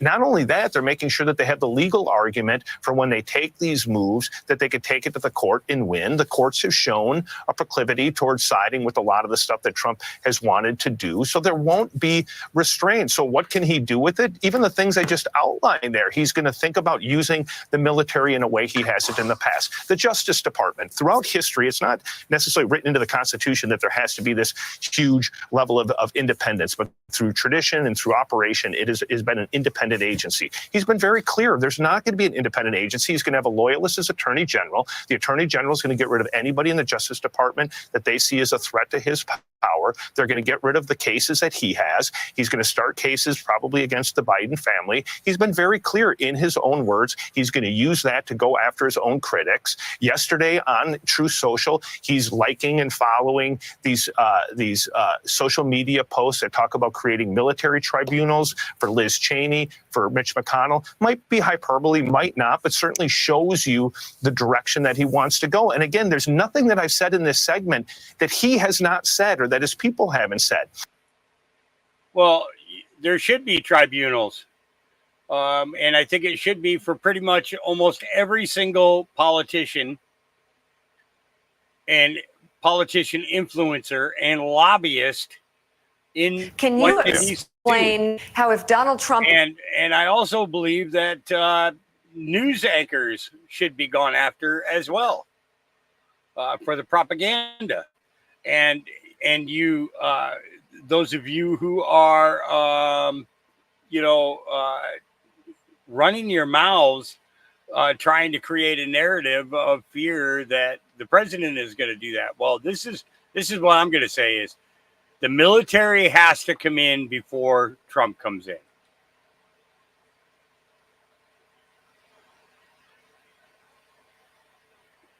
I'm going to say that again. The military must be first. And then the presidency.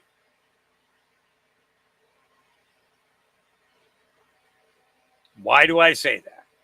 Okay, I say that because the American people need the military JAG to do their jobs and their duty to our Constitution and free America once and for all.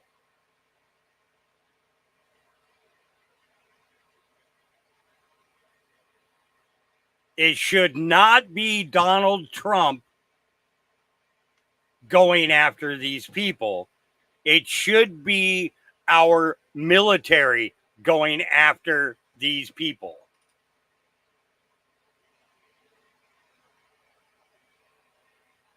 End it once and for all. If that can be done, then the presidency of whoever fills the office next,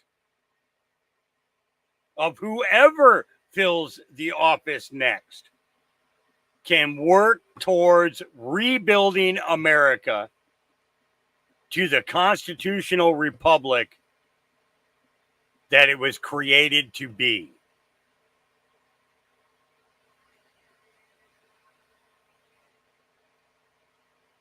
And I believe that if we can get ourselves to that point,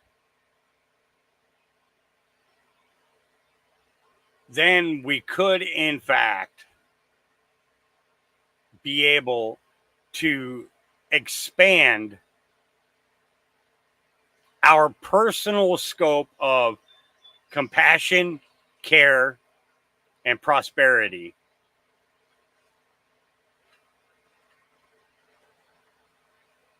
Because honestly, if you think about it, what stops us from being able to help our neighbors?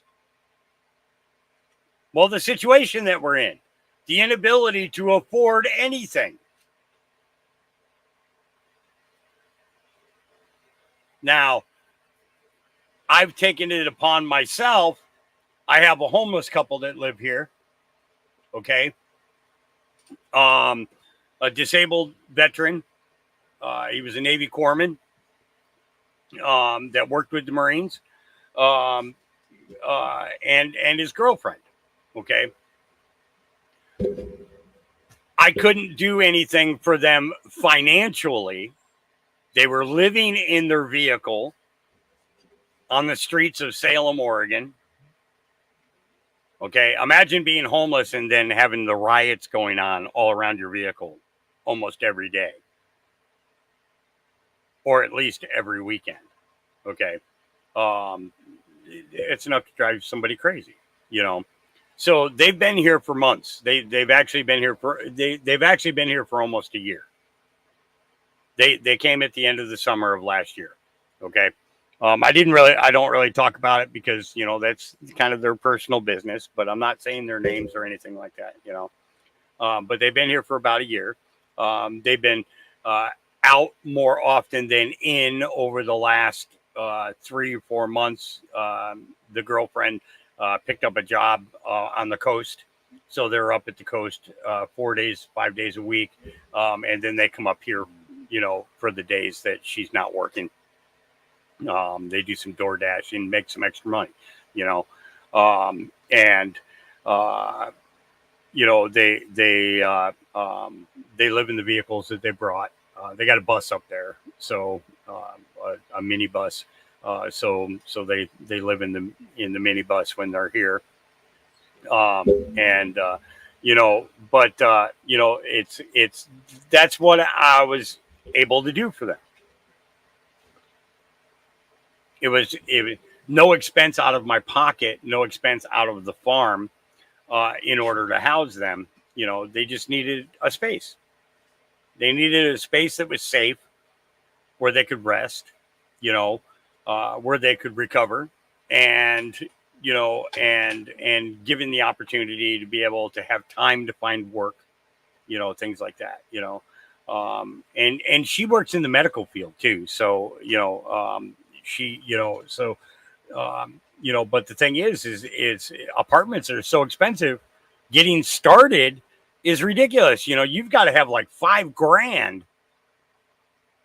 in order to get a place these days. You know, and then he's got a medical, a few medical conditions. You know, so they're spending as much money on his medical conditions, and as a vet, he's not being seen the way that he should be. He's not getting the care that he should be getting. And since this Joker's been in office, it's made it even doubly hard. You know, you know, you know, I mean, it hasn't been 100% hunky dory, you know, living, you know, like I live, and then them coming in. But the fact of the matter is it was in my capacity to be able to do that. So I did it, you know. I would rather be, you know, have the business flourishing, the farm flourishing, and be able to, you know, have, you know, the financial means from that, and give to places that bring in vets. I would much rather be able to do that, but I can't. So I do what I can. And the thing is our riches, the riches that we have in life. Okay. And when I talk about riches, you know, I look at it like this. A husband and a wife who've been together for years. They have their kids. They have a great relationship with their kids. They have a great, awesome relationship with their grandkids and with their great grandkids. Those are riches. Those are riches that go beyond any value of the dollar. Okay. It goes beyond feeling wealthy, you know, having the wealth of a millionaire, when you have nobody to share it with, and you have nobody to share the adventures that you're going to have, you know, from that, you know. So it's, you know, I look at that. I look at, you know, the consistency in what we're able, and the capacity that we have, you know, of taking care of our fellow man.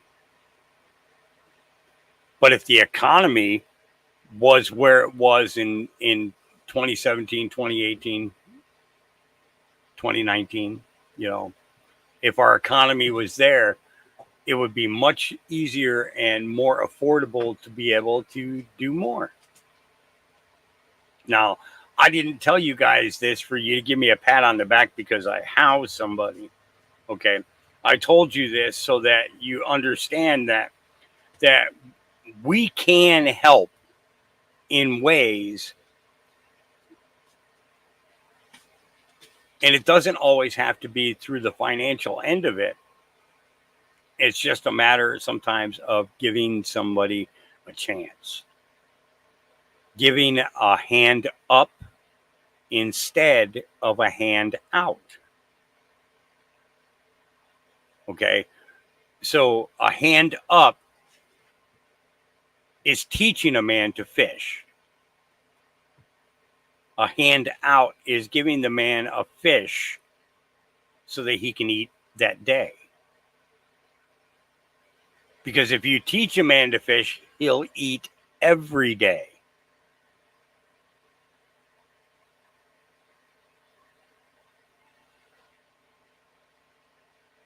But we have to remove the evil before we can move forward. We have to remove the corruption before we can move forward. The criminals have to be 100% exposed, or we cannot move forward. We have to learn to love, or we cannot move forward.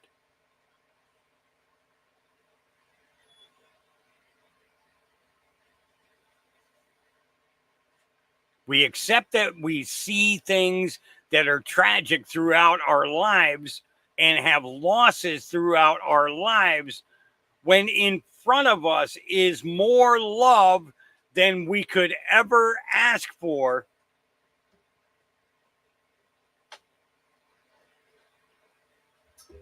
But we have to get the evil out of the way.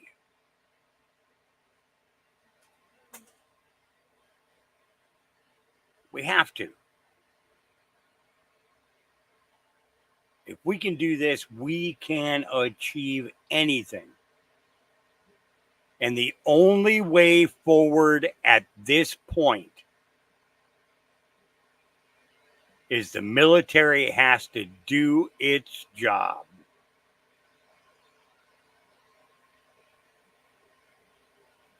Before we can move forward. The military is the only way. Accountability and justice are the only way.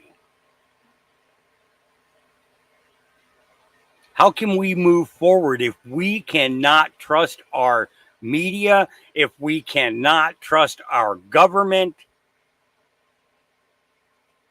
We can't trust our judicial system. We can't trust our policing system.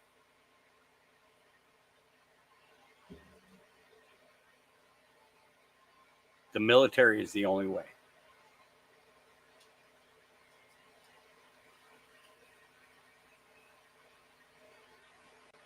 This is America. This is love for America.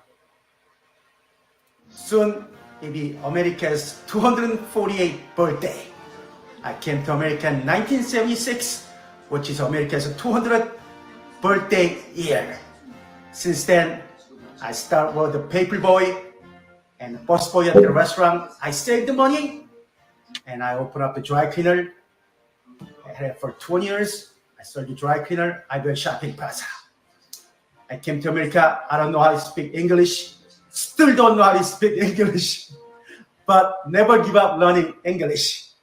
And also, Mrs. Rice's birthday is on July 4th. And she got July 4th and American citizenship. Thank you for America. Long as you work hard, you save money. For me, this is the best country in the world. I want to say thank you and happy birthday to America. Soon. Love. Love. To come out of tragedy and poverty and build one's self up.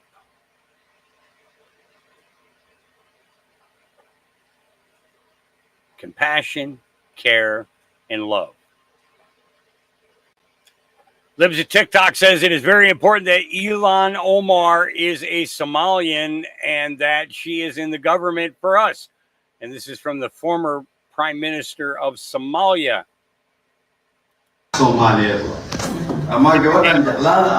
Like her or don't like her?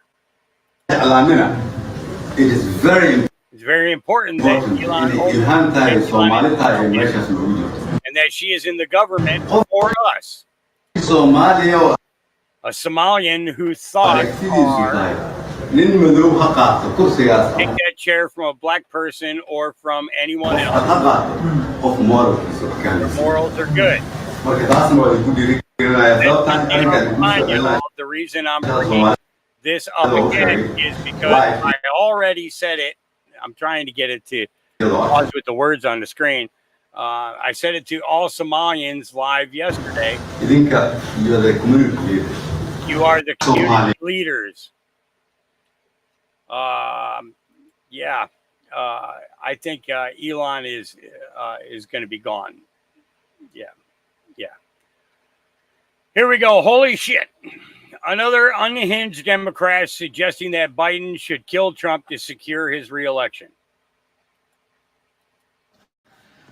So since the Supreme Court just came down with some kind of bullshit decision saying that one man is above the law in this country, even though the Constitution says quite different, and they're supposed to uphold constitutional law. So I don't know what Constitution they read to get the answer for this. But since they say that a president is immune from prosecution for anything he does officially while he's in office, I think that Joe Biden should officially have Donald Trump killed off. And that would solve this problem of him being too stupid to run our country for 4 more years because he's brain dead. But he could win the election that way. Take the official stance and just shoot Donald Trump right there on 5th Street. The Supreme Court said you could. Yeah. Stupidity is coming out of everywhere. And so this is another guy who should be looked at, you know. And it's kind of funny. Therefore I am put this out. Another unhinged Democrat suggesting that Biden should kill Trump to secure his reelection. TikTok removed Sheriff Grady Judd's press conference from my account, yet they allow content that promotes violence to remain. Yeah, I agree. Yep. So this is a little update in regards to the Chevron takedown. This week is just the week for mind-blowing shit. Do you know that something that is 40 years in the making just happened that completely shifted our entire system?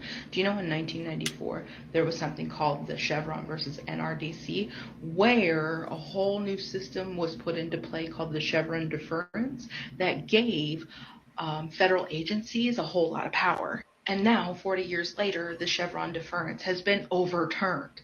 So that means that a whole lot of 3-letter organizations are now hugely going to be affected. I'm going to flip through these fast. If you want to pause and read, you can, but a whole lot of change just took place, or is in the process of taking place. A whole lot of shit's going to change, all from something set into play 40 years ago that gave these 3-letter organizations a whole lot of power. In summary, overturning Chevron deference would fundamentally alter the dynamics of administrative law, affecting agencies, the judiciary, regulated entities, and the overall stability and predictability of the regulatory environment. Overturning. So we got the USDA, the DOC, the DOD, ED, Department of Education, Department of Energy, Department of Health. This would affect virtually all federal administrative agencies that interpret and implement statutes. Everything: USDA, DOC, DOD, ED, HHS, DHS, HUD, HUD Housing, DOI, DOJ, DOL, DOI, DOT, you know, all these different things, independent agencies, EPA, FCC, FCT, SEC, FDA, FAA, all of the 3-letter agencies have now just fully been affected.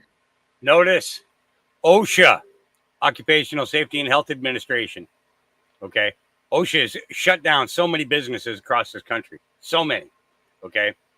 The Consumer Financial Protection Bureau, Federal Aviation Administration, Food and Drug Administration, Nuclear Regulatory Commission, Social Security Administration, Equal Opportunity, Equal Employment Opportunity Commission.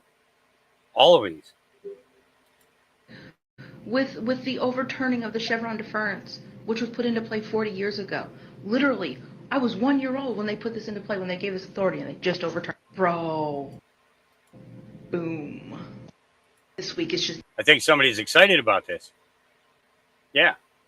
It's understanding how much regulatory, has been placed upon. You know, it was like when I showed you about the guy's fines, started off that his fines were $37,000. Now they're $59,000.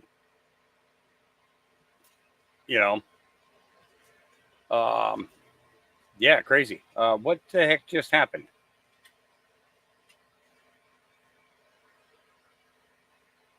Dang it. It jumped. It jumped on me. Hang on a second, guys. Bear with me. All right, I got to get back to it. So give me a minute to get there. Give me a minute to get there. It's not that one. Come on now. Because we've got a lot to go through today. Yes, we do. There we go. Okay. So Clarence Thomas. Wise words that he said. You know, you can be in the middle of a hurricane, or you can be on a calm day. North is still north. You could be in a thunderstorm. North is still north. People can yell at you. North is still north. It doesn't change fundamental things. And in this business, right is still right, even if you stand by yourself. And I think you've got to be comfortable with that. Right is still right.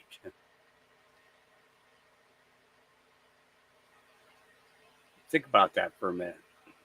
I'm going to play that again. You know, you can be in the middle of a hurricane, or you can be on a calm day. North is still north. You could be in a thunderstorm. North is still north. People can yell at you. North is still north. It doesn't change fundamental things. And in this business, right is still right, even if you stand by yourself. And I think you've got to be comfortable with that. Yep. You know, I've heard a lot of people talk about relationships with family members and things like that, trying to explain to their kids or their spouse or whatever things that are going on today. Just remember, right is still right, even if you're standing alone. But then I want you to remember this. Guys, you're not standing alone. You have each other. You have each other to stand alongside. So you're never really alone, although it seems like you are. Although it seems like the miles that separate each and every one of us, travel-wise, the distances can be vast. You're never really alone. Benjamin, you're a strange duck, but you're right. My shadow is next to me. That's right. So me, it reminds me of that song, Me and My Shadow. Yeah, you're never alone. Your shadow's always there. Sometimes you can see it, sometimes you can't. It's like an imaginary friend, American voters must listen to this. Okay, well, let's take a listen. My amendment prohibits the Department of Homeland Security from working with the State Department to establish something they call safe mobility offices. As if legalizing and enabling the invasion of America is not enough, the Biden administration wants to create offices down in foreign countries to bring more people in their foreign country and help them invade the United States. It's unbelievable, and they want the American taxpayer to pay for it. Secretary Mayorkas is not only allowing illegals to invade our country, he is actively importing these terrorists and rapists into our country through the establishment, taxpayer funded, by the way, safe mobility offices. In a recent ABC interview, Mayorkas bragged about this fact, stating, "We have built safe mobility offices in Colombia, Ecuador, Guatemala, Costa Rica to reach people where they are so they don't have to take the perilous journey." I can't even believe this is a real thing.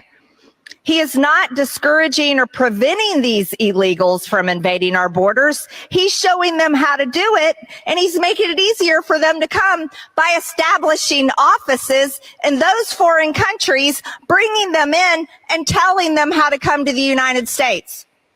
According to the State Department, the Safe Mobility Initiative is one of the many ways the United States is facilitating access to safe and lawful pathways from partner countries in the region at no cost to them, so refugees and vulnerable migrants don't have to undertake dangerous journeys in search of safety and better opportunities. I bet Americans would love to feel safe.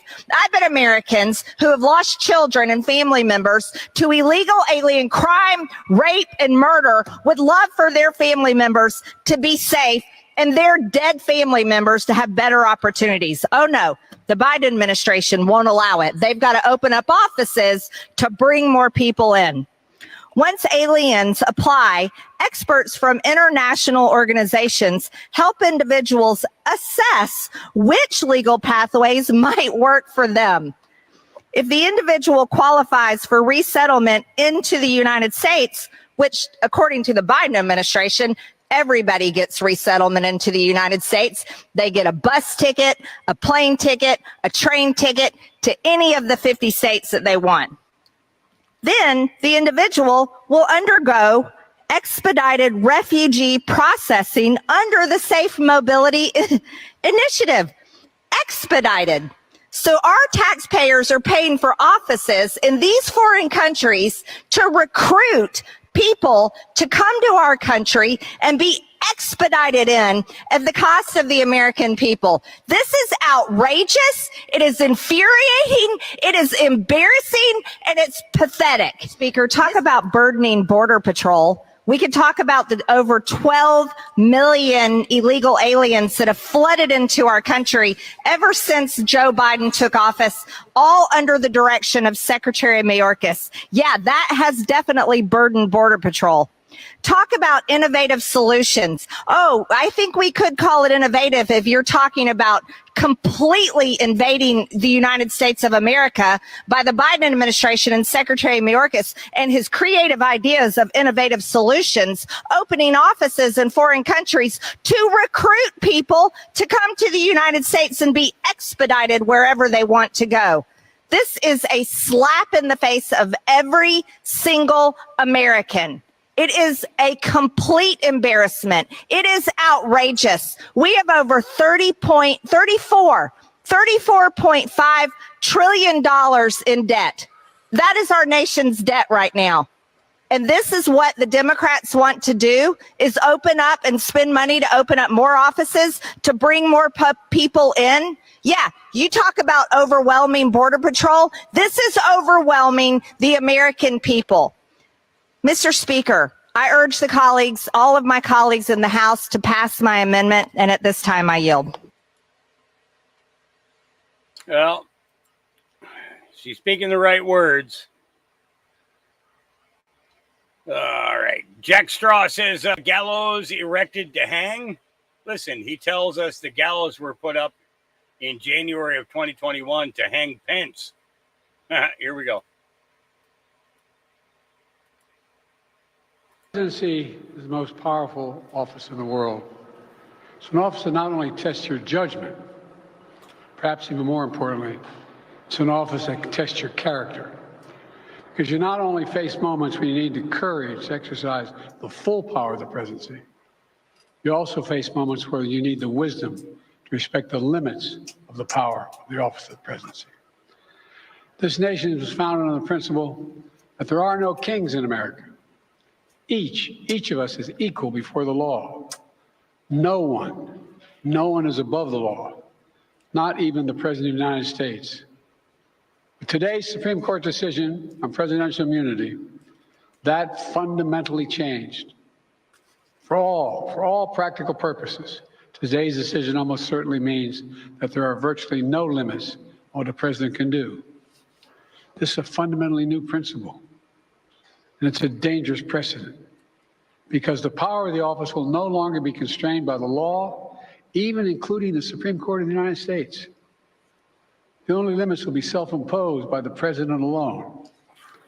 This decision today has continued the court's attack in recent years on a wide range of long-established legal principles in our nation, from gutting voting rights and civil rights to taking away a woman's right to choose, to today's decision that undermines the rule of law of this nation. Nearly 4 years ago, my predecessor sent a violent mob to the U.S. Capitol to stop the peaceful transfer of power. We all saw it with our own eyes. We sat there and watched it happen that day. Attack on the police, the ransacking of the Capitol, a mob literally hunting down the House Speaker, Nancy Pelosi, gallows erected to hang the Vice President, Mike Pence. I think it's fair to say it's one of the darkest days in the history of America. Now the man who sent that mob to the U.S. Capitol is facing potential criminal conviction for what happened that day. And the American people deserve to have an answer in the courts before the upcoming election. The public has a right to know the answer about what happened on January 6th before they asked to vote again this year. Now, because of today's decision, that is highly, highly unlikely. It's a terrible disservice to the people of this nation. So now the American people will have to do what the courts should have been willing to do, but will not. The American people have to render a judgment about Donald Trump's behavior. The American people must decide whether Donald Trump's assault on our democracy on January 6th makes him unfit for public office in the highest office in the land. The American people must decide if Trump's embrace of violence to preserve his power is acceptable. Perhaps most importantly, the American people must decide if they want to entrust the president once again, the presidency, to Donald Trump, now knowing he'll be even more emboldened to do whatever he pleases whenever he wants to do it. You know, the outset of our nation, it was the character of George Washington, our first president, to define the presidency. He believed power was limited, not absolute. And that power always resides with the people, always. Now, over 200 years later, today's Supreme Court decision, once again, it'll depend on the character of the men and women who hold that presidency that are going to define the limits of the power of the presidency, because the law will no longer do it. I know I will respect the limits of the presidential powers I have for 3.5 years, but any president, including Donald Trump, will now be free to ignore the law. I concur with Justice Sotomayor's dissent today. Here's what she said. She said, in every use of official power, the president is now a king above the law. With fear for our democracy, I dissent. End of quote.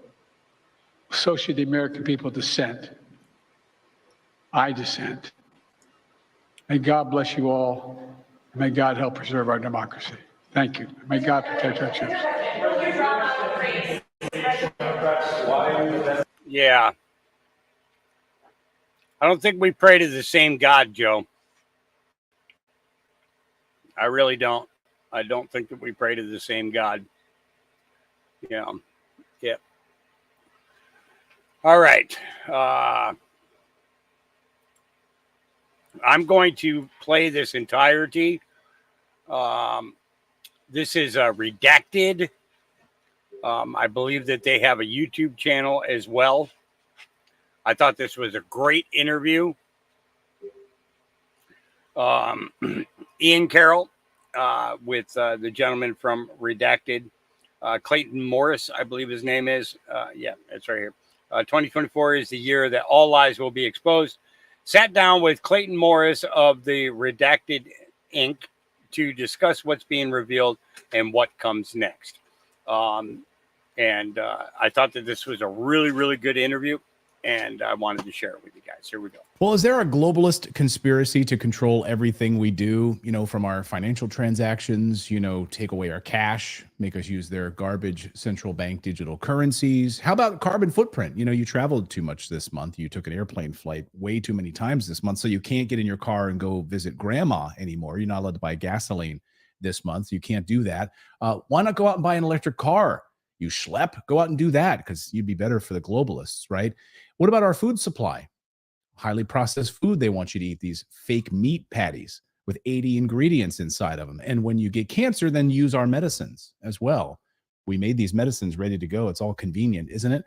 I'm sure it sure as hell feels like there is a globalist conspiracy right now out there. And our next guest is a brother in arms in a fight against this global conspiracy, trying to get to the bottom of this agenda. Is Ian Carroll. He is here. He's got a great TikTok channel which exposes these stories. And it's a pleasure to have him here. And by the way, I think, Ian, you're just as sarcastic as I am. I'm kind of a sarcastic asshole. So it's great to have a fellow sarcastic a-hole here on Redacted. Good to see you. Thanks, Clayton. Right back at you, man. I think that sarcasm is both essential for evading censorship and essential for staying sane these days. Yeah, absolutely. And I find that little sort of wink and nod that you'll do with certain things in your content, it leaves a lot left, unsaid, but you don't have to necessarily say it. But we pick up what you're putting down, right? Yeah. I think that coming up on TikTok as my first big platform really trained me to evade AI censorship. And it's kind of a fun technique to sort of like put the ball in everyone else's court, to just encourage everyone to do their own research, partially because we can't always say what is actually going on in some platforms, Right. but also because it's good to encourage everyone to do their own research and think for themselves. I think that's vital, right? It's, and of course the left doesn't want you to do your own research. We did a story recently on our show, how the left is going out of its way. If you do your own research, well, that's a problem. Then you are part of the problem. If you do your own research, you can slip into the area of misinformation and disinformation. So you better just to tune into CNN and let them tell you what the truth is, right? Yeah, it's funny how that works. I mean, the Jimmy Dore piece about reading, just it lives in my head every day. Like, and I want to also, to be fair to, like, there are liberals and leftists out there that are intelligent and smart and do their own research and don't buy into the bullshit of because the left that you're referring to is basically just the intelligence agencies running the Democratic Party at this point, not Right. the actual sentiment of like liberal thinking as it's intended, like as it should be and was. And I think there's a there's a lot more that unites us in the United States than really pulls us apart. And I think you're right. I think there is this apparatus probably that really is trying to divide us. And so I sort of led off by talking about this, larger global conspiracy. And I don't have all the answers, and I know you don't either, but you're trying to pull these pieces back. Do you think there is a massive sort of larger globalist cabal at play here that's really trying to drive a wedge and trying to control basically everything we do? Absolutely. And I think that the only thing that stands in the way of people kind of understanding that is that people are taught not to think too hard about what those statements that you just made mean. And it's sort of pushed on us to hear that and take it at face value as like one table with with 8 white men sitting around it making decisions in a concise, and that's not what anyone is claiming. And you only need to step back and think about the incentive structures of capitalism and government to realize that obviously the whole point of starting a business is to conspire to have your business do well, and the point of running a government is to conspire to have your government and your interests do well in the world. And so, yeah, we live in a world full of extremely powerful actors with a very skewed, shall we say, playing board in the direction of the powerful. And all of the powerful groups have their own motivations and their own agendas, but many of those align. And many of those most powerful groups have kind of accrued a following of the slightly less powerful groups, and many of their agendas are kind of stacking up to the same policies, stacking up to the same outcomes in the world. And so it's not that anyone's claiming that like there's an Illuminati table with like, the secret leaders. What we're saying is that there are very powerful forces that have a lot of money that are obviously interested in furthering their own agendas, be that because of their corporate interests or be that because of their family and monetary interests. And enough of those things are aligning in this somewhat globalist agenda that gets all of their goals achieved, that if you had to put it in one sentence, you would call it a globalist cabal. But when you actually unpack it, it's highly complex. And that's why it's so hard to tell what's really going on and to communicate that to regular people that don't have the time to do the level of research that people in our position can. Yeah, we're blessed that we can do that and be able to dive into this. At what point did you have this awakening? Was this something that came to you many years ago, or was there a pivotal moment when you had this awareness that, hey, everything is bullshit? Everyone is lying to us. Yeah. Everyone is lying to us. Wait a minute. I've been led down this path about climate change. I've been living my life without plastic straws. I have to use a friggin' paper cup, a paper lid now when I go to Starbucks. What the hell is going on here? Like, what was the moment for you? It was gradually and then all at once. And for me, it was, I mean, so I grew up in Washington, the son of two teachers. I was raised left and voted left and thought left my whole life without even thinking about it. Cause I was just like, I was more concerned with going snowboarding than I was with whatever's going on in the world. But as you get older State. and as Washington State. Yeah. Yeah. And as you get older and kind of like you just naturally start to think more. And that brought us to around 2020 era. And as that election played out and then the pandemic played out, Black Lives Matter played out, I just started to notice more and more and more that I was not being told the truth. And it was GameStop that really like flipped the switch for me because I got invested early and followed that community as they started to uncover like the base criminality of Wall Street. And being involved in a community of sort of like online decentralized research exposing the most base corruption at the core of like the money that makes our whole system work, and seeing that it's not just that we can discover the truth, but we can actually find things to do about it. That flipped a switch for me, and that is where I decided I have the skill set and the drive to be in some sort of media space, and I want to learn. I want to share. Like learning and sharing are just two sides of the same coin. So it was sort of a like, now's the time, pull the trigger. And I love your content. The way that you approach it is, hey, I'm learning here with you. Look what I just found. This is interesting, isn't it? I don't have all the answers. And, we try to do that on our show too. We don't have all of the answers, but here are the facts that we found. We'd like, and as we find more facts, we will present them to you. And you're not the arbiter of truth, but you're trying to present what you know of these different stories. And of course, you've tackled some pretty big stories, right? You mentioned GameStop. I'd love to come back to that because Roaring Kitty, of course, just roared back last week or a few weeks ago, and really interesting to watch. But some other big stories that caught my attention that you've been covering, and I want to talk about some of the maybe censorship things that you've had to deal with on TikTok and sort of these big media platforms that maybe opened your eyes that there's something else going on here. It's not just a company, but there are other players involved in this. Michael Jackson, you've covered, Jeffrey Epstein, you've covered a lot of the big COVID, a lot of the big stories that, you get blocked, banned, censored like we have here on YouTube. So on TikTok, you talk about sort of having to dance around some of the censorship stuff. Can you give us a few examples of things that you've been blocked, banned, shut down over? Absolutely. Yeah, I've managed to not get my main account banned, but I have had my backup accounts banned. And early on, it started to become apparent that talking about Jeffrey Epstein was the first thing that I started talking about, the low-hanging fruit that I started to notice a lot of censorship around. And I immediately started treating censorship as like my guiding light, is if I'm getting videos taken down over a topic, then that means I should research more about that topic. And I quickly discovered that TikTok seems strangely adjacent to the CIA these days. Ever since Project Texas, their databases and everything are controlled by Oracle, which is basically as close to a CIA company as you can get. Different rabbit hole. And so then I started talking more about the CIA and found a lot of censorship talking about the CIA and intelligence agencies. And that led to talking about Mossad and Israel, which also I found a lot of censorship around that topic. And those are, I think on TikTok specifically, it sort of is like intel agency and intel agency adjacent things are probably the most censored topics. But it's surprising how many topics I've found that are sort of intel agency adjacent that start to also elicit the censorship algorithms that I wouldn't have necessarily expected. And TikTok is just a good example because it's so close to censorship, and they're trying to get along with the U.S. The intelligence complex here, so they censor extra hard.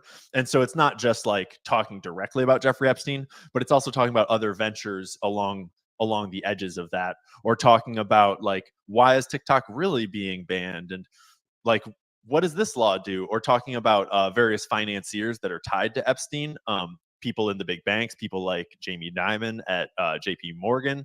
That stuff gets censored a lot. Anything that that supports the networks that are doing these things, even if they're not, even if I don't mention Epstein in the video. JP Morgan is a big one that comes to mind. Banking stuff gets censored a lot. Yeah, for sure. You mentioned, well, with TikTok, and of course, I'm curious your response and your thoughts when suddenly Congress, which can't tie its own shoes, can't pass anything, suddenly gets together and miraculously pushes through this TikTok ban. All the fingers pointing squarely at China. And of course, I smelled a rat instantly. And you have the Anti-Defamation League out there pushing, Israeli-backed Anti-Defamation League, wanting to get TikTok banned because of all of the Free Palestine hashtags that were emerging. I mean, it wasn't even close. It was like 100-1, like the comparison. Yeah. So people were able to get information out of what was happening in Gaza, able to see what was happening. And, Big Daddy Netanyahu does not like that. They do not like that information. You cannot share freedom. You cannot share information. And regardless of where you feel on, but we've got to censor things. We've got to block certain things. So they're really trying to blame this on China. We had Congressman Thomas Massey on the show who said it has nothing to do with China. He's been in the private skiffs. There's nothing. There's not one thing that they can point to, behind closed doors that shows that it has to do with China and that they're actually spying on Americans using this. Like, show us one piece of data, and they couldn't do it. And he clearly believed it was Israeli backed, and this is why they wanted it banned. So when you heard all of this happening, what was your response, knowing that you were diving into all of this?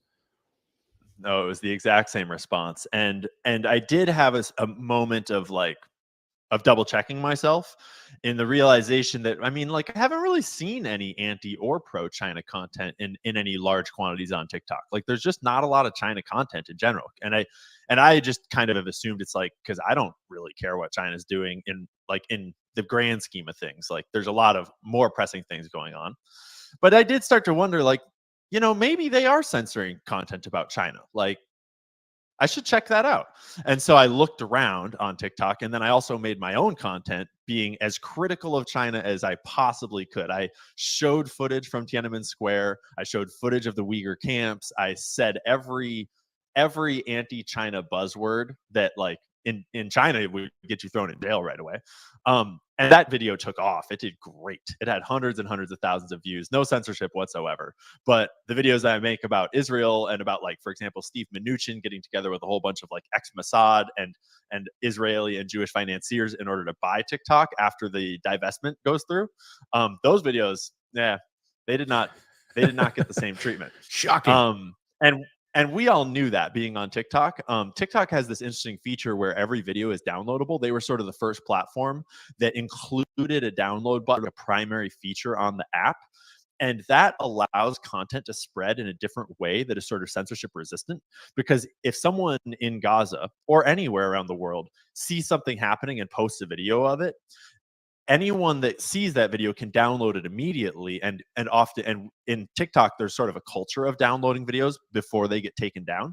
And so even when you then censor that video, that then springs back up in 100 other places, and it kind of grows like wildfire that you can't suppress.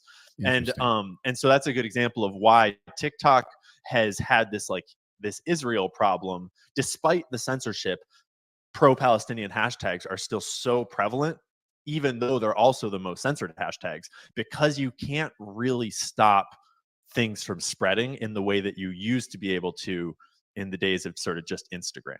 They hate that, right? I mean, they hate it. So you have this, it's not disintermediated, but in a lot of ways it is. Now I have access. I can download your video immediately. Your channel was just taken down, but I'm going to post it over here. I'm going to post it over here. I'm going to post it on X. I'm going to post it on YouTube. I'm going to share it all over the place now. So, big middle finger to you. Edward that's actually Snowden, an ethos. That's an ethos that I took to the other platforms too. I had someone message me just the other day, be like, "Hey, you got to turn this feature off. Everyone can download your videos on X." And I was like, no, that's intentional, because I want people to be able to spread these things. It's not about me getting credit. It's about spreading information. And having seen how well that works on TikTok, I've intentionally brought that to the other platforms where it is available, because I think that the diffuse nature of that sort of base principle of you can download and you can spread is it's a really powerful tool. That's fascinating. And so you knew right away that this was a rat, that this was not China. But even it didn't stop there. You went through the research process and started looking into this. Okay, I'm going to post a lot of anti-China stuff here. I'm going to do Tiananmen Square, and those videos are still up and available, right? Oh yeah, they're doing fine. Interesting. But other videos, like I made a video about 9/11 that was literally like a remembrance of 9/11 with like a really touching song about the lives lost and about how you only get to live once and you should cherish the people you love every day. And it was like, it was not a conspiracy video. It was not denying 9/11 at all. It was like purely like, life is beautiful, life is short. Don't waste a minute. And that video got taken down for, I think, bullying and harassment. Like, the censorship on TikTok is out of control and clearly AI generated and not moderated by any like people in most cases. And yet, despite that, China doing totally fine. That's crazy. So the China content's still up there. Yeah, we've had our channel. I think my TikTok name is Real Clayton Morris, because I got on like in the early days and there was already like a Clayton Morris. I'm like, who's this guy? Yeah. But anyway, so yeah, my account has now been banned three times, and Yeah. you know, it got put back up like last week. And I told the team, I said, look, what were the videos that were responsible for us getting taken down? And they were about Israel. It was about Gaza. So, and those were flagged and so forth. So yeah, I know I have, confirmation on our side that that's exactly what happened with our content as well. So you make your livelihood. I mean, really your bread and butter has been TikTok. Has that shifted now to X, to other platforms in a big way, or is TikTok still the main one? It has shifted in a big way intentionally. And I had some good influences in my early career, so to speak, that told me to branch out, don't get pigeonholed into just TikTok. And I didn't realize at the time how vital that would be to my own freedom of speech and my own sort of mental clarity on what's going on. Because if you just report on a platform with that much censorship, it's easy to not realize how much you start self-censoring and you start not doing research because you know it's going to get taken down. And it starts to change the nature of your reporting before you've even reported it. And that is like a really dangerous chilling effect on media and journalism and free speech. And so branching out to X, and X starting to pay more fairly, branching out to YouTube and Rumble, getting subscriptions going, doing like affiliate stuff with small and local family businesses has really helped me to sort of create a solid safety net, whereby now TikTok can ban me and it won't really affect my life. But before, it was the kind of thing where if I had been mass reported on TikTok, it could have been like, how do I pay rent this month? And I think a lot of people don't realize how powerful of a control tactic that type of censorship is on just keeping a lid on content creation and free speech in general, and keeping journalism kind of on rails. That's a great point. I think let's talk about that a little bit, and not, I don't want to make this about me or us at all, but I think we can maybe elucidate the point a little bit here. So fortunately, we've been able to publish simultaneously on Rumble and BitChute and other platforms. And there's oftentimes, and certainly during COVID, you would read YouTube's terms of service and they would change and sort of flip their terms of service on a regular basis. And our team, my team, Philip, David, our guys would go over the terms of service on a weekly basis. And we get a notification when YouTube is like decided, they got a hair up their butt and they want to change something. So they change their terms of service. They add in a new caveat or whatever.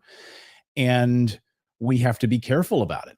And we've decided that on those types of segments, if we're going to cover whether it was vaccines, COVID related stuff, that's where we got banned a couple of times. They took our channel down, or we weren't able to post for a couple of weeks.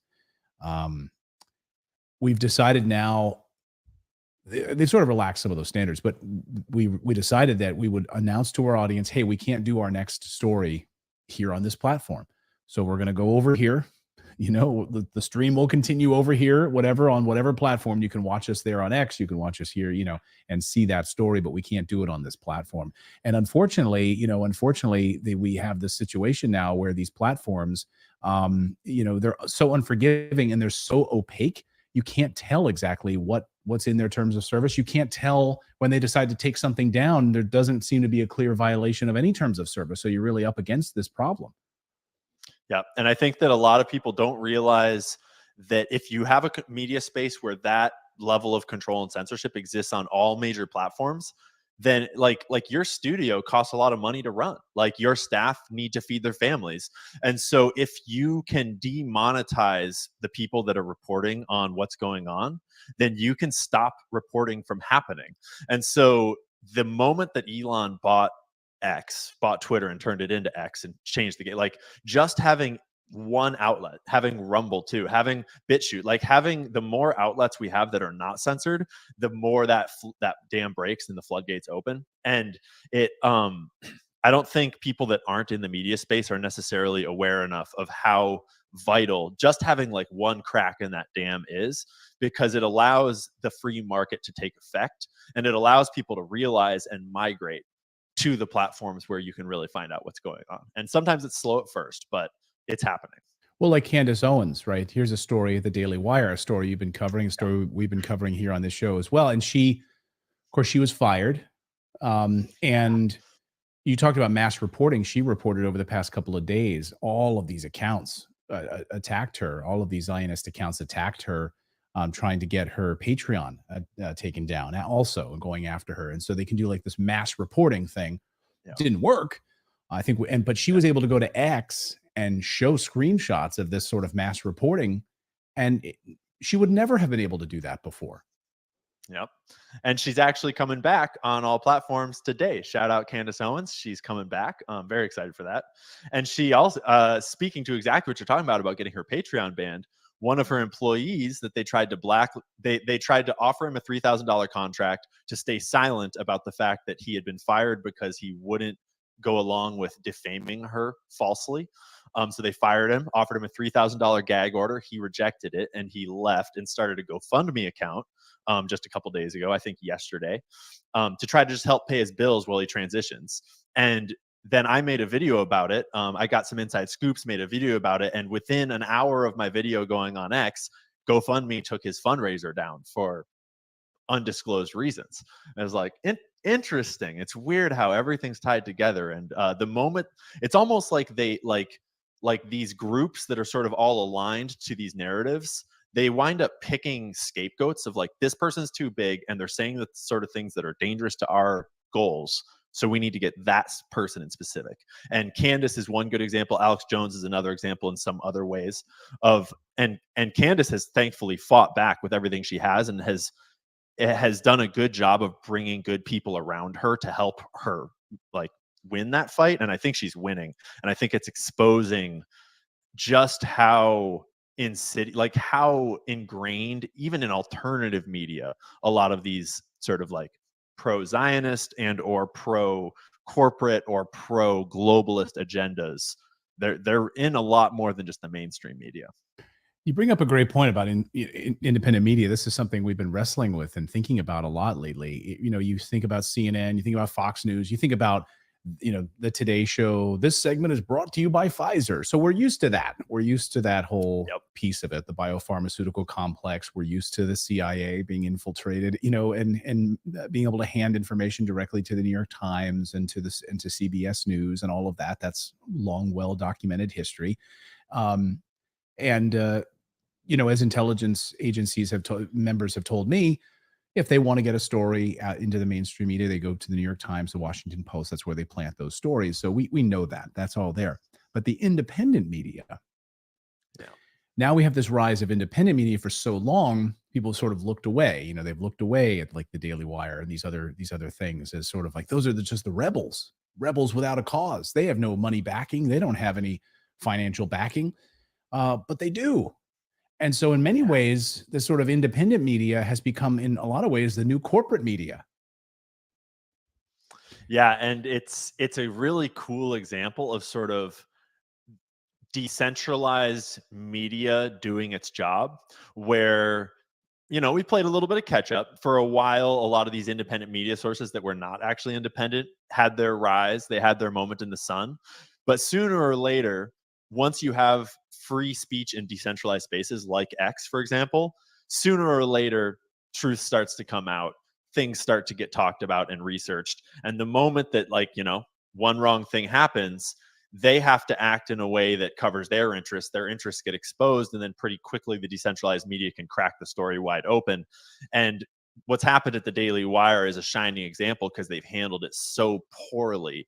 But what's cool is that each time that happens, we all get a look behind the curtain of the playbook, and we start, like, now it's pretty obvious. You look at the Daily Wire and you think, like, they did rise in a really interesting way, like very quickly, with a lot of, like, very high quality, like, just this seems like there's a lot of money behind their rise, and a lot like the way was made for them. And when you think back to it, it's like, oh, that's what it looks like when big money with their own interests backs an independent media source. And so we sort of learn and adapt and overcome in a way that I don't think that the powers that be, the globalists, are really prepared to deal with, because to be like, most of them are 80 years old and are born in a whole different world and can't even imagine the type of like mental resilience that today's generations have, the type of tech fluency that today's generations have. And I think that with every passing day, like, the hive mind of our decentralized intelligence only gets stronger, and the outdatedness of their tactics only becomes more apparent. What do you think is going to happen with sort of the decentralization of news, and when everyone is its own Twitter, and you are your own Twitter with your own server, and we don't have to rely on Twitter. We don't have to rely on X. We don't have to rely on Facebook's servers to shut you down in terms of service. But now, hey, come over and visit Ian Carroll's, his very own decentralized social media platform, and big middle finger to you. You can't shut me down, a-holes. Yeah. I think about this all the time, and I'm so excited for what this part of the future holds. And people are quick to point out the shortcomings of sort of decentralized information spaces, in the sense that, yeah, you may be more prone to falling into disinformation or following the wrong lead and coming to the wrong conclusions, because suddenly the locus of control is internal. Like, your understanding of reality is based on your own synthesis, rather than trusting a news source who is, legit. Like, basically, centralized takes all the thought processes away, and we don't have to think about what's real, and we can just trust this news source. And now we're having to all realize that it's on us to figure it out, and that inherently forces everyone to think more critically or get misled. And I think that over the next 10 years, we're going to watch this massive shifting back into sort of like intellectuality, because suddenly we can't outsource understanding. We have to produce understanding for ourselves. And I think that the cultural shift that comes with that, like the dumbing down of America that has been carefully orchestrated in our public school system, will be inherently reversed, because it's becoming more and more apparent every day that if you are not intelligent, you are not informed, because you have to figure it all out for yourself. I love that. I'm excited for children because, and I think you're starting to see this. I mean, I don't know if you have kids.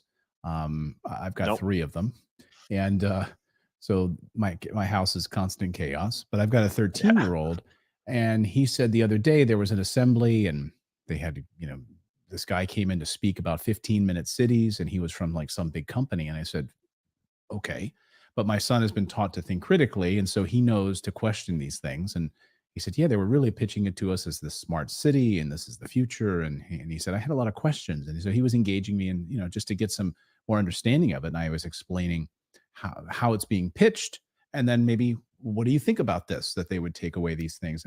And so I think, and he talks also about a lot of woke content, a lot of woke things that pop up in schools. And he along with his friends, I'm hearing this from other parents. I know this is anecdotal, but I'm hearing it among adolescents, that they're very aware of that they're sort of being played. And I don't know if it's because they have access to social media in such a way, or this information, and they're seeking it out themselves to get answers. But it doesn't sound like this young group of individuals is really like a hive mind, where they're just sort of following sheep-like. What do you think? I agree completely. And I actually have worked as a teacher in various capacities for many years of my life. And middle school is my favorite age to teach because they're like young enough to be still alive and wildly creative. They haven't necessarily been crushed yet, but they're also thinking like adults. They're very inquisitive. And most of all, they have a really high bullshit meter. I think that people don't realize how astute like young teens are at smelling bullshit. And especially nowadays that kids are growing up on the internet, like my generation, I'm a millennial, I'm 31, and my generation developed the bullshit meter for like TV advertising by the time we were 12. We just tune that out because we all see right through it from the start. And I think that today people sometimes don't transpose that level of like cultural awareness forwards to the youngest generation that's growing up on social media, that's growing up inside of the information warfare, and they see through it like right away. And I think that, yeah, a lot of kids are growing up in families that are totally bought into the propaganda, and it'll take them a little longer to come around. But I think that inherently the globalists and those with these agendas think that I think they think way too highly of their own ability to trick people. And I think that people are inherently smarter and more resilient than they get credit for. And maybe we're nowhere is that more apparent than what's been happening with GameStop, right? And so this older generation thinking they can just trick you. No one's really going to look into this. We've been controlling this for a long time. And now, oh shit. And now, oh shit. So your response to seeing, first of all, I was watching the live stream. It was hilarious. Natalie and I we had a night of it. We just sat down and we watched the live stream of Roaring Kitty coming back.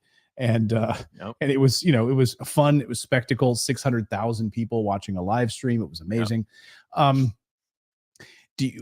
Where do you see that going? You're an investor in GameStop. You were there from the beginning on Wall Street Bets. And is it really a David and Goliath story? Yes, it is. And if you're like conspiratorially minded and you haven't been there from the beginning, it's easy to look in from the outside and be like, "Uh-oh, no, that's a false flag." But like, no, from being inside it from the start, there are too many factors that came together in synchronicity from organic origins that it's not the kind of thing that you can orchestrate. And no one knows where it's going to go. And I don't speak for everyone by any means, but from my perspective, I'm extremely optimistic about what's going to happen.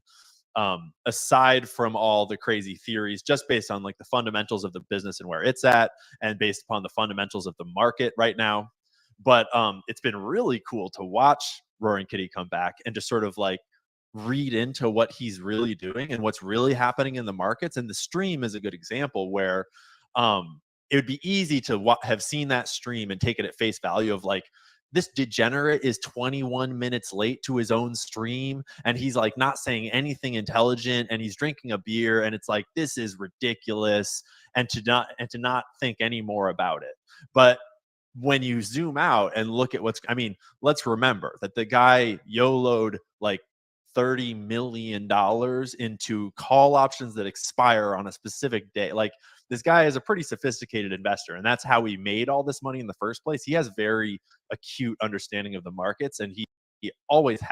And so to take his stream at face value is a little naive. Yeah. And if you look at the way like mainstream media was all live streaming his live stream when it was supposed to start, and it was amazing to watch the cringe of mainstream media waiting on his stream to start, rearranging their whole day just to like watch him come on, and then he comes on and trolls them the whole time. And it was hilarious. I was watching simultaneously CNBC and Bloomberg. I had two different screens going, watching that simultaneously as they were waiting for Roaring Kitty. And they knew they had to cover it. That's the funny part of this, right? They had to cover it. They reluctantly have to cover crypto now. I love watching these old coots on Bloomberg have to cover this stuff.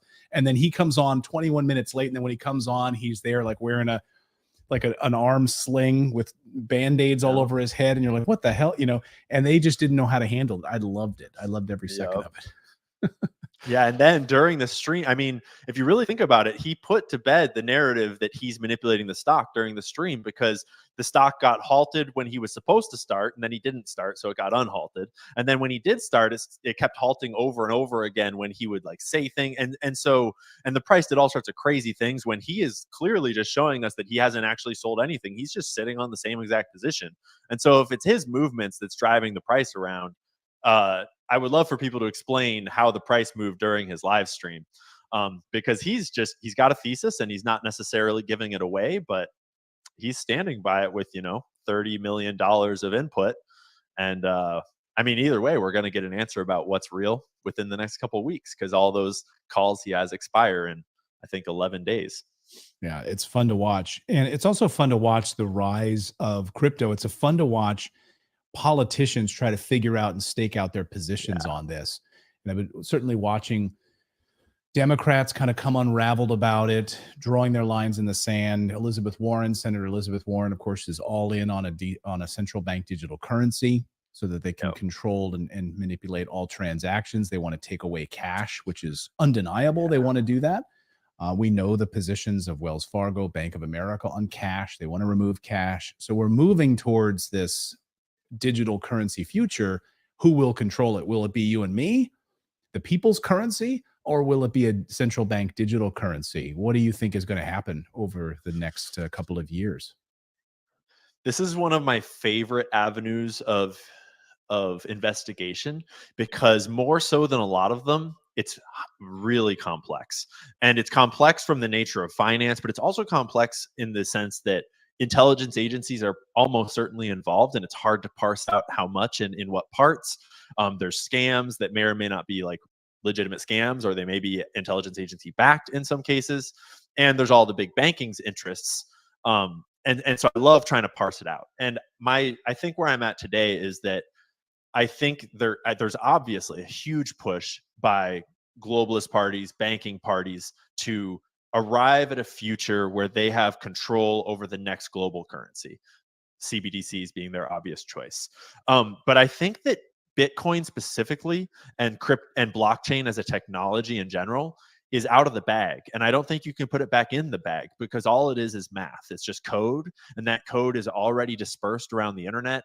And unless you shut down computing as a concept, unless you regulate all computers, you can't stop that reality from still existing. And so I think that they're fighting a battle they can't win, and it's wonderful to watch them try, because the only world I see where we don't wind up with people in charge of their own money is if Bitcoin was actually started by the CIA literally and has some back door built in that no one has found. I think that's the only possible future where they actually manage to control the future of digital currency, and I don't think that that's real. I don't think that's so. You possible. don't think we can end it here? You don't think the CIA created Bitcoin? Satoshi is not a CIA asset. Totally no, it's a fun separate. theory to explore, and it's also kind of a fun rabbit hole to explore. Maybe an AI is Satoshi Nakamoto. It's fun to entertain. Go down that rabbit hole, but I don't think I have not found any evidence that convinces me that there's much weight to any of that. Wouldn't that be crazy? But I still, stay open and I keep looking at it. Yeah, the meeting of AI and blockchain as like a synchronistic environment and how they train each other, they interface with it's very interesting, very deep rabbit hole to go down. What stories are you watching right now that are really exciting to you over, as we're heading into some really dangerous territory this summer. Yeah. We've got the Republican National Convention, the Democratic National Convention, if that even happens. It's going to happen in Chicago, and whether or not they'll have President Biden coming in virtually and not being able to show up there, and whether they will cancel it altogether, whether we will have an election this fall, whether President Trump's conviction will be overturned through a mistrial, will he go to prison? I mean, it's not to mention nuclear war. It's a very busy summer. It's a very busy summer. I think that the most interesting story for me is the thread that sort of runs through everything you just talked about. And there's lots of threads, but the one that I'm most interested in is sort of the ongoing exposure of what really looks like a Zionist mob or Zionist mafia operating on a global scale. And I'm not saying all Jewish people operating in a cabal. I'm saying like specifically certain people aligned with Israel and Zionism that are working in a complex, kind of in a complex RICO style organization to affect global policy, to affect American politics, to affect, you know, the entertainment industry, all sorts of different facets of what really looks like a international criminal organization in a lot of ways. And as that gets exposed, and its interests in the war in Gaza, or its interest in American politics in the US election, its interest in media and music, etc., as all of that comes to light, it's really fascinating to sort of watch us collectively navigate the complex waters of disclosure of information, of cultural shifting without overcorrecting to hatred and violence. It's just a really fascinating story that's so complex that we're all going through together in our own ways, that I just love digging into those sorts of like outcome unclear, path unclear, but the journey is certain and it's already underway. So Yeah, that journey is really going to be interesting. And I think you're right. And I think the war in Gaza right now and the ethnic cleansing that's been happening there has really shined a light in a way that we might not have had, maybe ever. Yeah. I mean, it could have remained in the dark. We might not have known that every member of Congress has an APEC babysitter, to use the phrase of Congressman Thomas Massey on Tucker's show, that every one of them is basically babysat by APEC. You know, it's except for like a few of them, maybe a handful of them. It's remarkable. And now we're seeing this. And look, knowledge is power. And do you think that's a good thing? You know, the viewer watching right now, do you think it's a good thing that a foreign government basically has access to every member of the American Congress? I'm just asking, like, if you think that's a great thing, okay, you're a free country, but we might not have known that, right? I mean, I think we're sort of on this collective journey of awareness now, thanks to social media and thanks to this independent journalism that's been able to shine a light on this. Yeah, I don't want the statement to be misconstrued as me saying I support all the death that's happening over in Gaza and I support what Hamas has done in general. But Right. I often think about like Hamas probably realized this would be the outcome. Like it seems likely to me that at a certain point of their decision making as a group, they were deciding we're going to put us Palestinians through hell, because by doing so, that's the only way that we think we can break the sort of global of silence that Israel has affected in the world. And I just can't help but think that they knew that a version of this would be the outcome, that they would have to go through great sacrifice and death as a people, but that it would probably expose a certain amount of the agenda and the silence. And it's regardless of whether they planned it or not, it's happening on every level. And I think everyone's experiencing it in their own way, and everyone's waking up to it in their own time. So I hope we don't overcorrect to hatred and to our own forms of violence. I hope that we can find a middle ground of peace and of understanding and reconciliation, but it's going to take hard work on all of our parts. I agree. And also the piece that, hey, October 7th, it was clearly well known ahead of time that this was about to happen.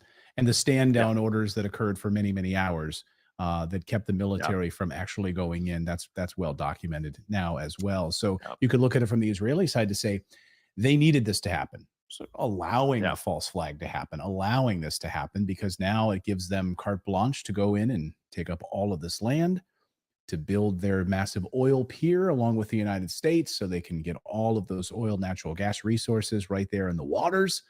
And it's all about money. We get full land grab.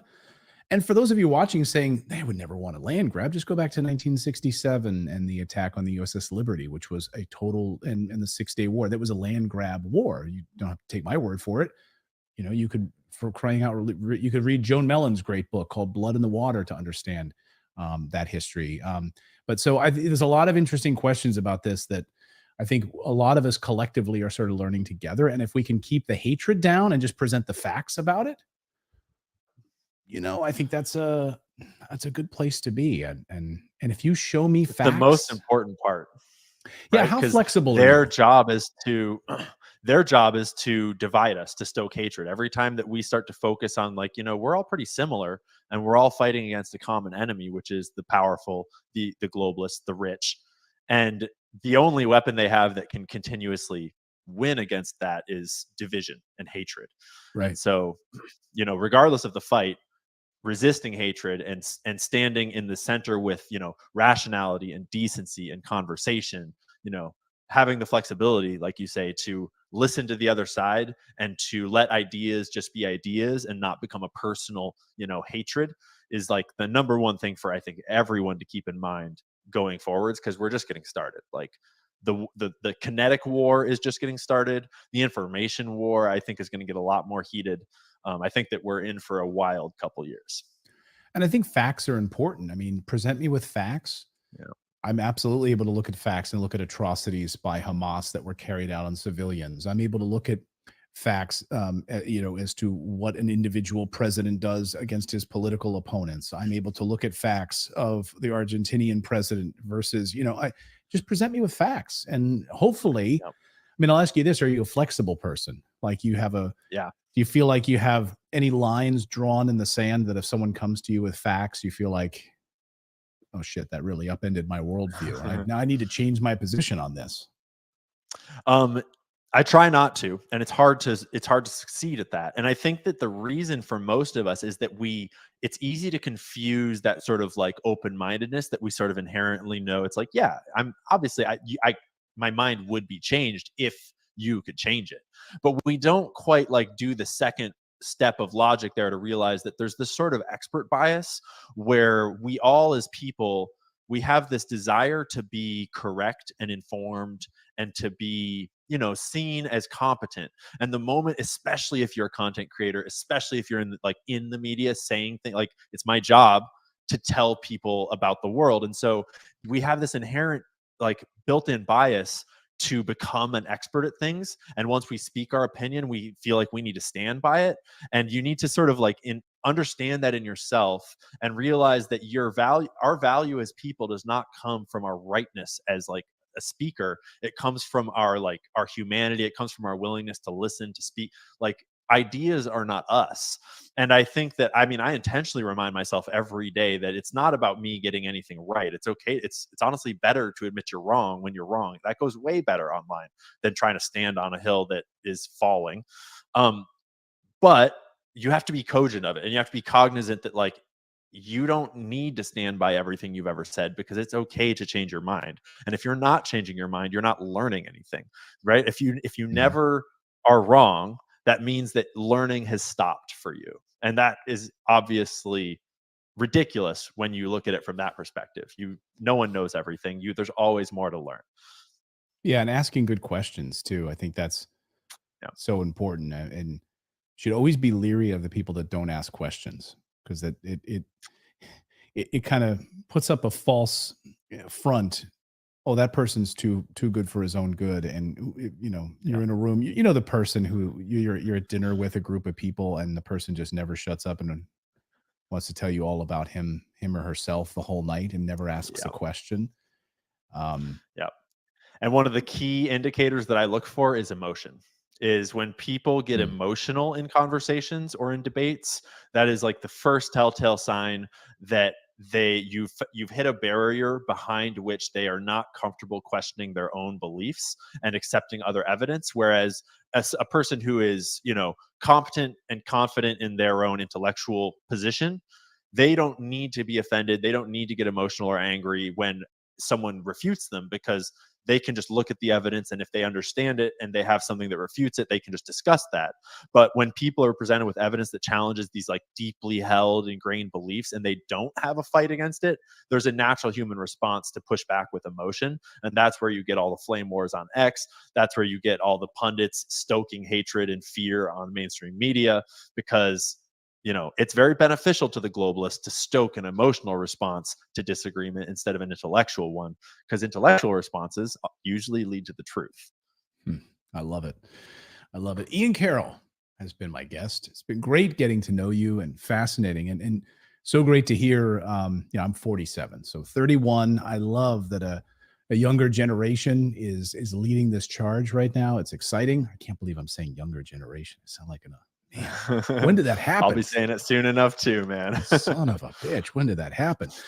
Well, it's been amazing to get to know you. Love your content. Everyone, where can people find you? Ian, what's the best place now?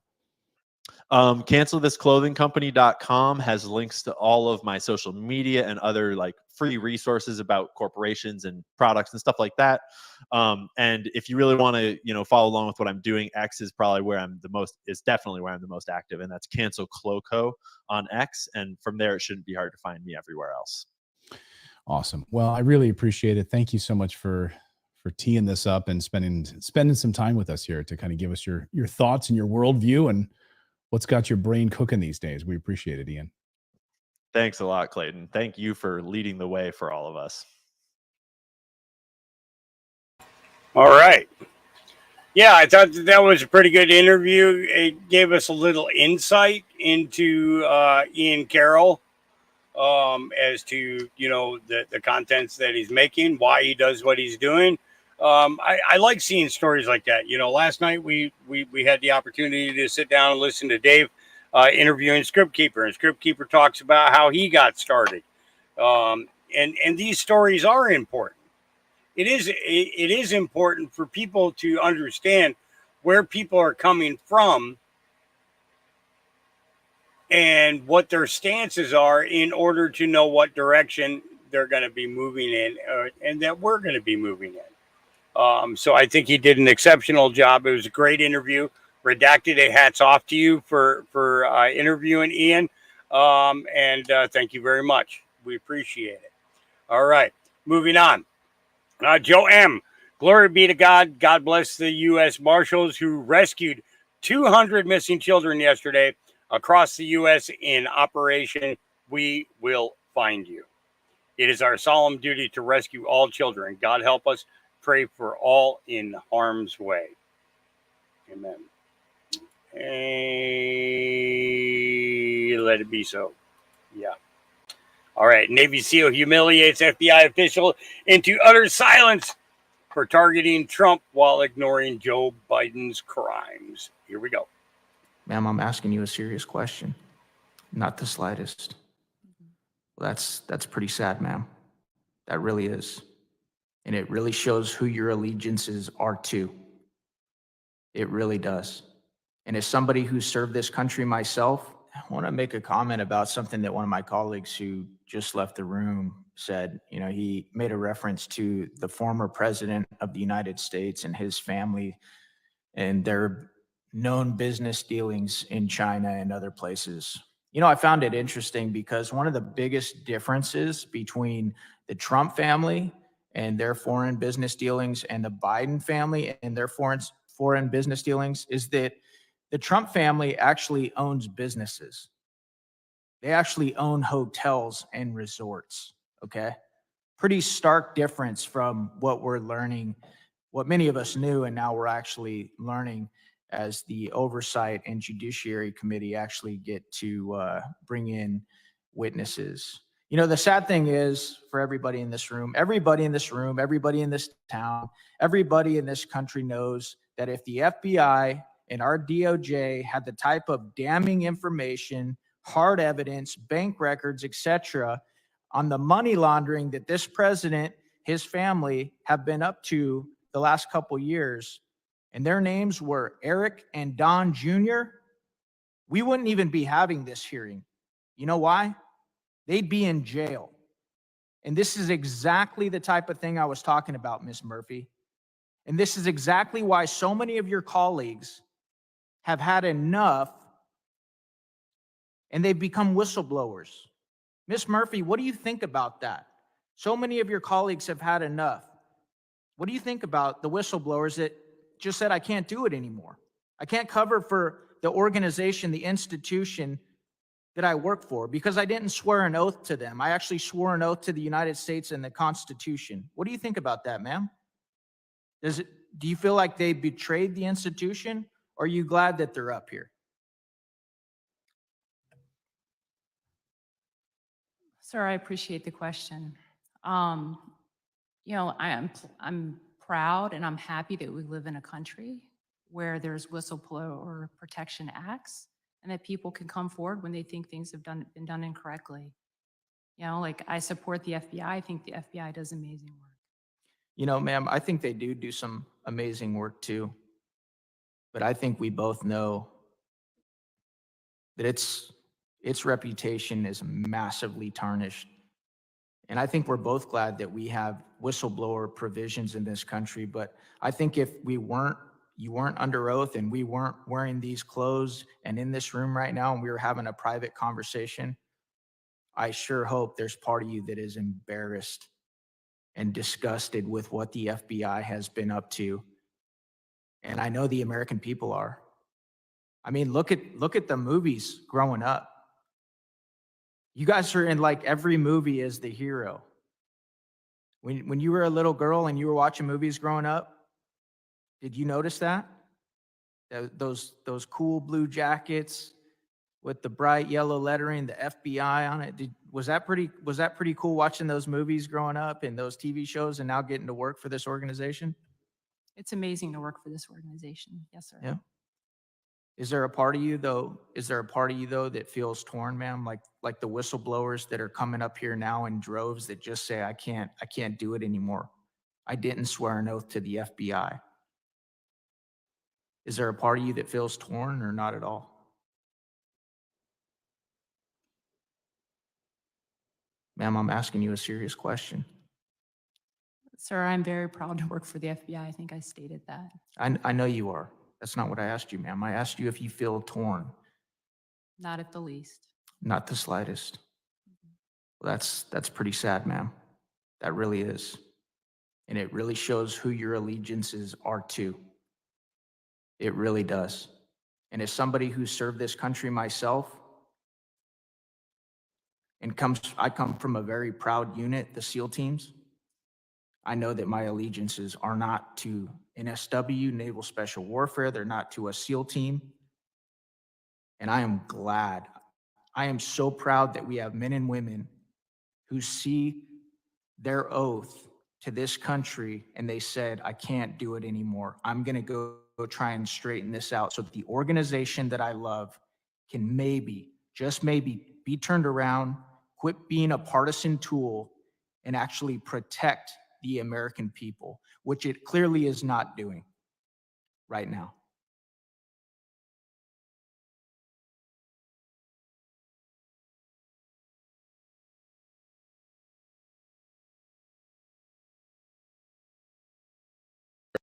One child recovered is important. We want to recover as many as we can. During the mission, marshals found 200 children. They removed 123 from dangerous situations and located 77 safely across 7 states. He's had some behavioral issues. I think he tore his mom's house up. It's scenes like this on repeat. Marshals going house to house, locating and recovering children who are considered missing and endangered because of their age or circumstances.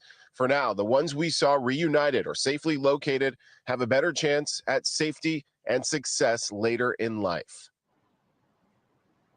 And the operation led to the safe recovery of a 16-year-old girl from Michigan. She was found in Indiana with a 30-year-old man that marshals say was abusing her and keeping her against her will. That man was arrested.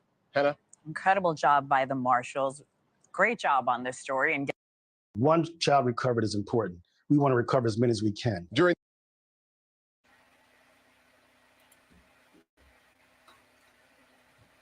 I'm going to rephrase that for this gentleman. One child is the start. All the children is the rest of it. But thank you for your service, and thank you for recovering those children. 200. I can tell you now that I know that there are 85,000 missing just from the border. So you've got another 98,800 to go. Somewhere around there. Yeah. Minimum. Yeah. All right. Congress Wesley Hunt reveals jaw-dropping Trump story. I'm gonna give you my favorite President Trump story. This is my number one favorite of all time. When we were negotiating with the Taliban, while President Trump was still the president, President Trump wanted to get out of Afghanistan, but he wanted a conditions-based withdrawal, meaning that you do what we tell you to do, and then we will start pulling troops back slowly as long as you abide by our rules. It's President Trump and Mike Pompeo, and they are talking to Taliban leadership in the room, and they had one translator in the room. President Trump looked at the Taliban leader and said this: I want to leave Afghanistan, but it's going to be a conditions-based withdrawal. And translator translated. And he said, if you harm a hair on a single American, I'm going to kill you. And translator goes, and Trump goes, tell him that. Yes. Tell him what I said. Tell him what I said. Reached in his pocket, pulled out a satellite photo of the leader of the Taliban's home and handed it to him. Shut up. Got up and walked out the room.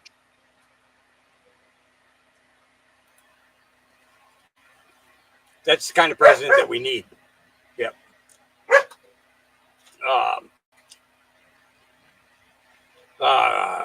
Okay, here we go. Have the floodgates opened. First Democrat lawmaker calls Biden to withdraw. We come to you with breaking news and a serious question. Have the floodgates opened? Reported just now, congressional reporter for The Hill has a letter from a Democratic congressman calling on President Biden to step aside. It is Congressman Lloyd Doggett, a Democrat from Austin, Texas. He's calling on the president to step aside, making him the first Democratic lawmaker to make such an assertion. And the rationale, he states, is interesting. He goes on to say President Biden has continued to run substantially behind Donald Trump in the polls. That is what he cites. And it comes after there was a letter. There were vulnerable Democrats, according to Politico, that wanted to come together and write a letter about their concerns about President Biden. But they were stopped by other Democratic lawmakers who said, let's wait on the data, let's wait on the polls. And they ultimately, according to Politico, basically did not have the guts to run with the letter. But now, today, we have the first sitting Democrat from Congress calling on President Biden to step aside. Will there be more? Have the floodgates opened? Yeah. The floodgates have opened. I mean, therefore I am. Breaking. Federal investigators say that Oakland Mayor Sheng Tao received contributions laundered through a sex traffic ring and a drug ring. At the center of that ongoing case is Andy Deong, the son of the Dong family, whose family works as Oakland's recycling contractor. According to the report, Deong, who is a former owner of the now closed music cafe, faces accusations of using the cafe as a front for sex trafficking and drug operations. This venue, which also operated as a karaoke lounge, was connected by state authorities to drug dealing, pimping, and human trafficking prior to its closure. Dong allegedly recruited dozens of people to write checks to the campaigns of candidates running for public positions in Oakland. The music cafe was one of the biggest sources of the money given to Oakland politicians through this allegedly illegal scheme orchestrated by Andy Dong. Yeah, there's Andy. And there's Andy. Yeah, anybody catching what all of this is turning into? Yeah. Yeah. Yep. I wonder. Who's the right sex? Who is the right sex? Yeah. Even Pelosi's starting to turn on Joe. Let's take a listen. So we have all these things that he was masterful in helping to orchestrate, to write, and to pass. So he has a vision, he has knowledge, he has judgment, he has a strategic thinking, and the rest. He has a bad night. Now, again, I think it's a legitimate question to say, is this an episode or is this a condition? So we have all these things that he. Yeah. Yeah. I don't even know what to say to that one. Why is Harry Sisson calling for the massacre of the Supreme Court and Donald Trump? Oh, here we go. So Donald Trump's campaign manager just threatened me. No, he didn't. But let's hear your bullshit reasoning.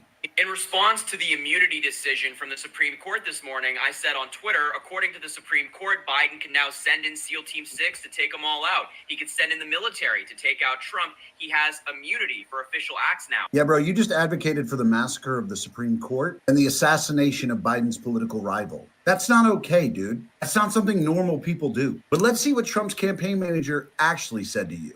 I guess the Trump campaign didn't like that very much because Trump's campaign manager, Chris LaCivita, responded to me by saying, expect a visit. And? Now, what do you think that means? Is the Trump campaign threatening me with a visit? No, genius. He's saying the FBI is going to come visit you. He's saying expect a visit from the FBI or the Secret Service. You just advocated for the massacre of the Supreme Court. You just advocated for the murder of a political rival, a duly chosen representative of the Republican Party. You advocated for the president to murder them. So he's saying expect a visit from the government, because you cannot advocate for the murder of elected officials. You cannot advocate for the murder of political candidates. And you certainly cannot advocate for the murder of Supreme Court justices. You cannot possibly be so delusional to not recognize that's what you just did. Yes, you should expect a visit, Harry. You should expect a visit from the FBI and the Secret Service, because the last person who advocated for the death of a political rival, the last person who advocated for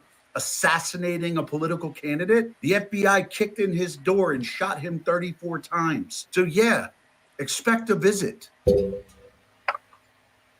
Yeah. Harry. Yeah. All right. Sir Oliver put this together. Hopefully his volume is good. 25-minute video connecting dots. No such thing as coincidences. If you watch the video in its entirety, please leave a comment, and if you like what you see here, then please share. Okay, here we go. Okay, this is going to be a little longer than I expected, but it's going to be well worth it in the end. So at 10:11 a.m. today, July 1st, President Trump posted on Truth, if Biden weren't such a bad guy, including the total weaponization of government against his political opponent, in parentheses, me, I'd feel sorry for him. But here's a very bad guy, DJT. Now, in looking at that post, the first thing I noticed is a combination of capital letters, uppercase, and lowercase.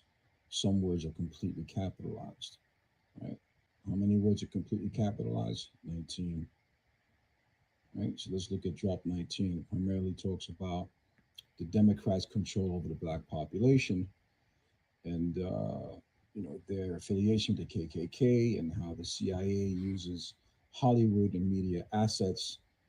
They install them during, campaigning times. Always seems to be the case. Nothing's changed. Operation Mockingbird, they all use it, been using it for decades. But what's clear to me now is that the black population is waking up, and in droves, in big numbers. I noticed Donald Trump has gained tens of thousands of followers in the last couple of months. He went from, I want to say, 7.01 towards the beginning of the year to 7.08 million followers. Correct me if I'm wrong, but I think that's pretty accurate.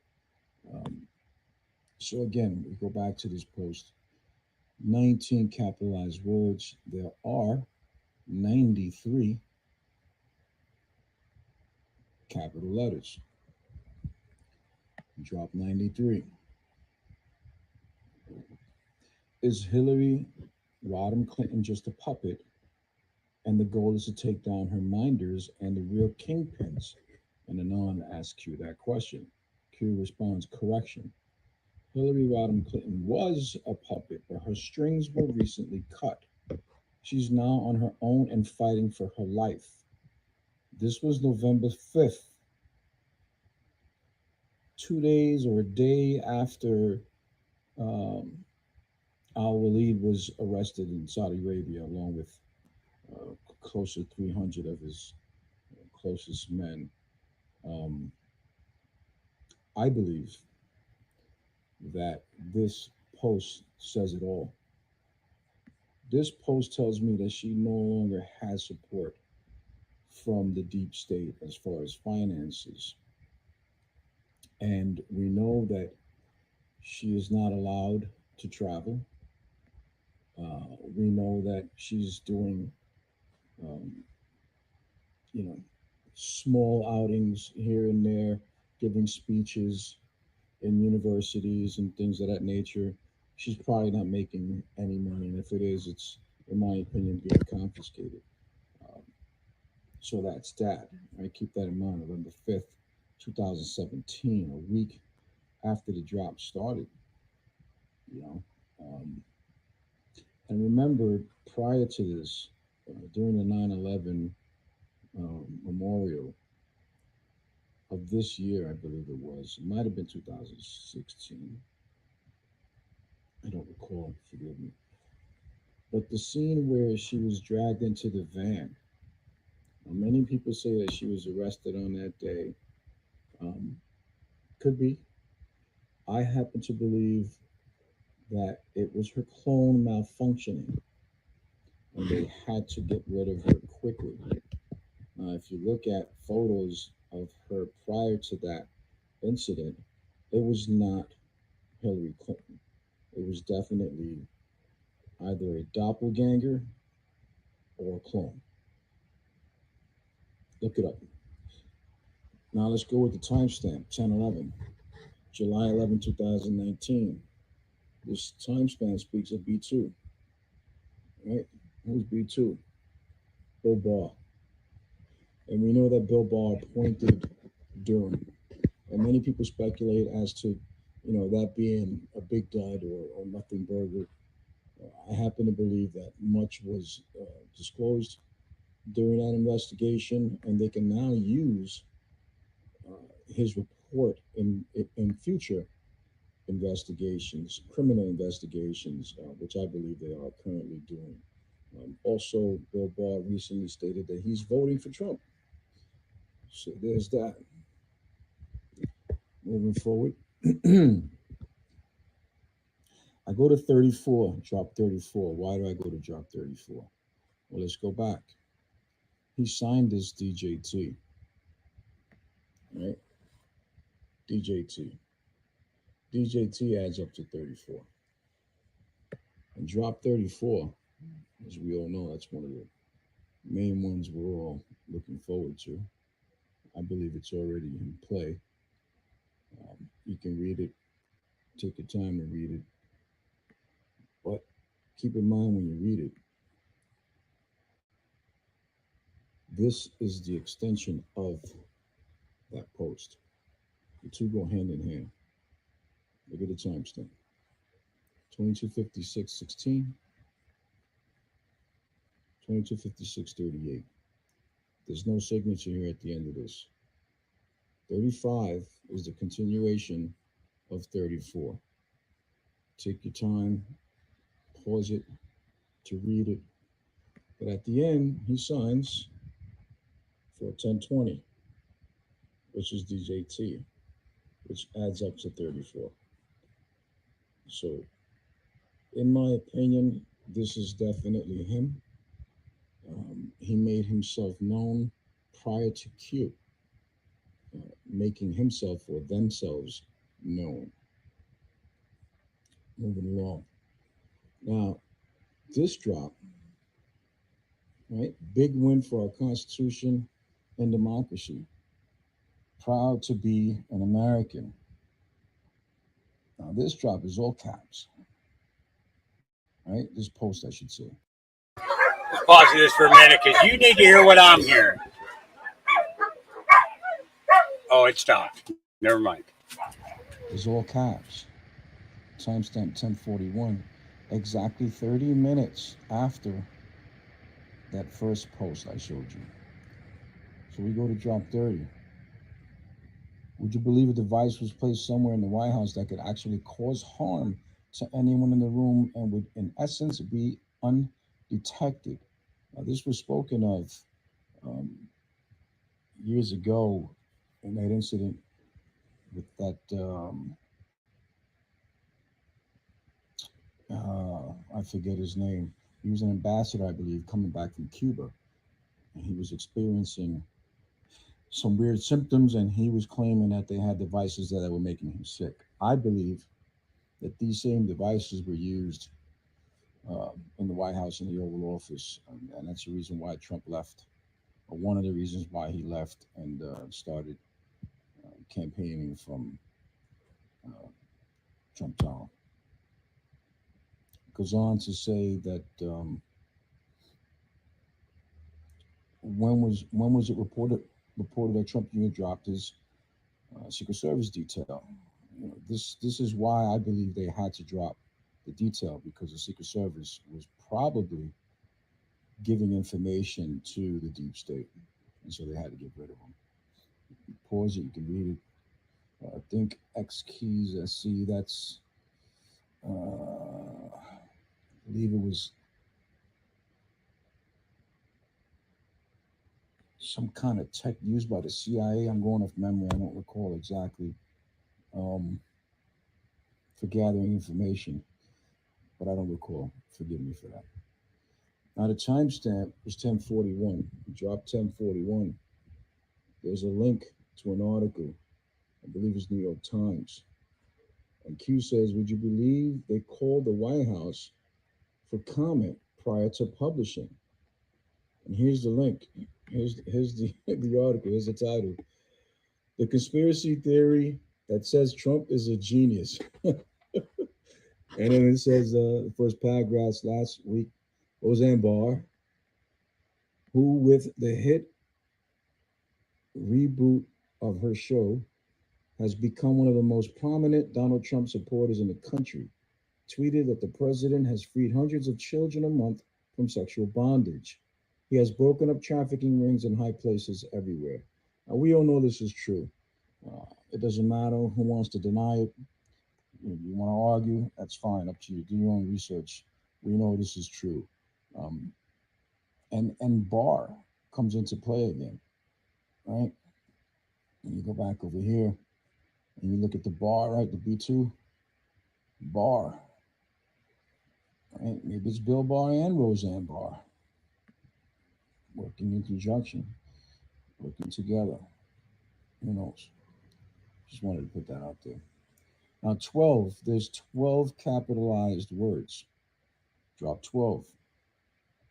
Military intelligence referenced above is the absolute biggest inside drop this board will ever receive. Now, think about why Antifa plays right into the plan. Always ahead, good guys are winning. Remember this.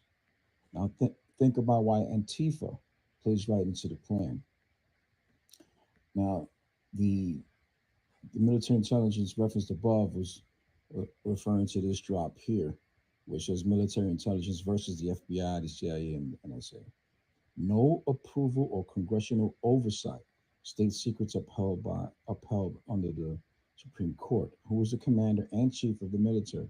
So this is basically saying Trump, commander in chief in charge of military intelligence, does not need approval or congressional oversight. He can do pretty much what he needs to do. Not what he wants to do, what he needs to do in order to take down the deep state. And he has done it and continues to do it. Now, here's the other thing, right? So we talked about capitalized words, and there's 12 here, but there's 55 capital letters. And we all know what drop 55 is. Look to Twitter exactly this. My fellow Americans, the storm is upon us. God bless. Now, there are many Anons who seem to think that this tweet was supposed to come from President Trump. Nowhere in the drops does it say that. It simply says, look to Twitter. Now, there was an Anon, very well-known Anon, right, by the name of Patriot 1776, which is at John F. Kennedy, who literally on the day, the infamous day, posted, my fellow Americans, the storm is upon us. God bless. At what time? 7:17. Again, there's some Anons who felt that this was supposed to come from Trump. There's also some Anons who claim to know who this is. And, you know, for some reason or another, they don't want to believe that this was, the tweet that the drop was referring to. I, for one, believe it is because it actually happened. Not only did it happen on January 6th. All right, so to me, that's big. That's huge. So now, remember, we talked about Antifa just a little while ago, right? Where it says, now think about why Antifa plays right into the plan, right? Let's go to today's deltas. The very first hit on today's delta talks about Antifa, right? And the similarity between the Communist Party of Germany and the Democrat Party of America. There's no coincidence. They're one and the same. Okay. The next delta. I'm going in order, but I'm not bringing them all up because I don't think they all pertain to today. But the very next one says, ICE executes its mission through the enforcement of more than 400 federal statutes and focuses on smart immigration enforcement, preventing terrorism and combating the illegal movement of people and trade. And Q says, abolish ICE, question mark, hashtag goodbye Democrats. We all know it's the Democrats that's pushing to abolish ICE because they want to continue to allow the illegal immigrants to come into our country because those are their votes. They actually lost the black population, a good majority of them. What's left are mostly the older and some younger who are very brainwashed. But for the most part, they're waking up. They continue to wake up daily. We're waking them up every day, and it's happening. Yeah, I believe the Democrat Party is pretty much done. Now, Q tells us in Drop 1664, which is another delta for today, there will be no civil war. Okay, so it's all fake news. That's their narrative. They want us to believe that we're at odds with each other and we're constantly fighting with each other and there's racism running rampant across the country. None of that shit is true. Does racism exist? Yes, absolutely. My neighbor's black. Right next door to me. Love the guy. We love each other, actually. Yeah, been that way my whole life. A lot of my friends are black. A lot of my friends are white. My wife is white. I don't really see that much racism within the community.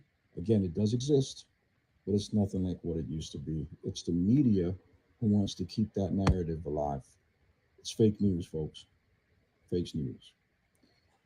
Another delta for today talks about sealed indictments, right? And this was in 2018. There were several 100,000, if I recall correctly.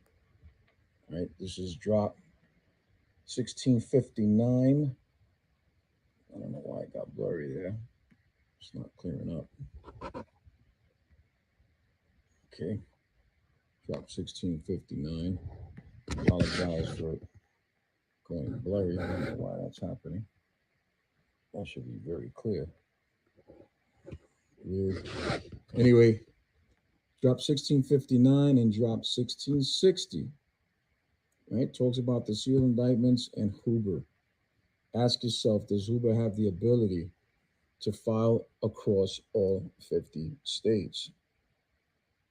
Is any of this normal? Think sealed indictments. Think resignations of CEOs. Think resignations of senators. Think resignations of Congress. Think termination of senior FBI. Think termination of senior DOJ. Media blackout, meaning they're not talking about it, right? Midterms punt. All or nothing. Race. Would a second Supreme Court take years to complete?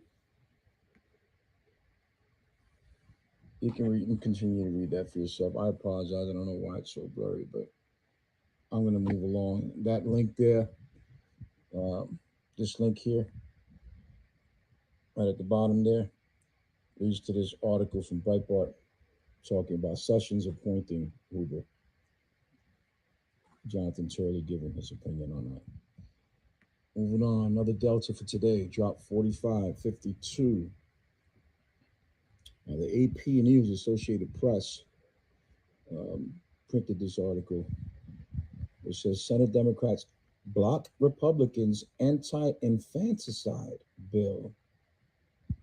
All right. Remember Trump's post about Biden being a bad guy? Yeah.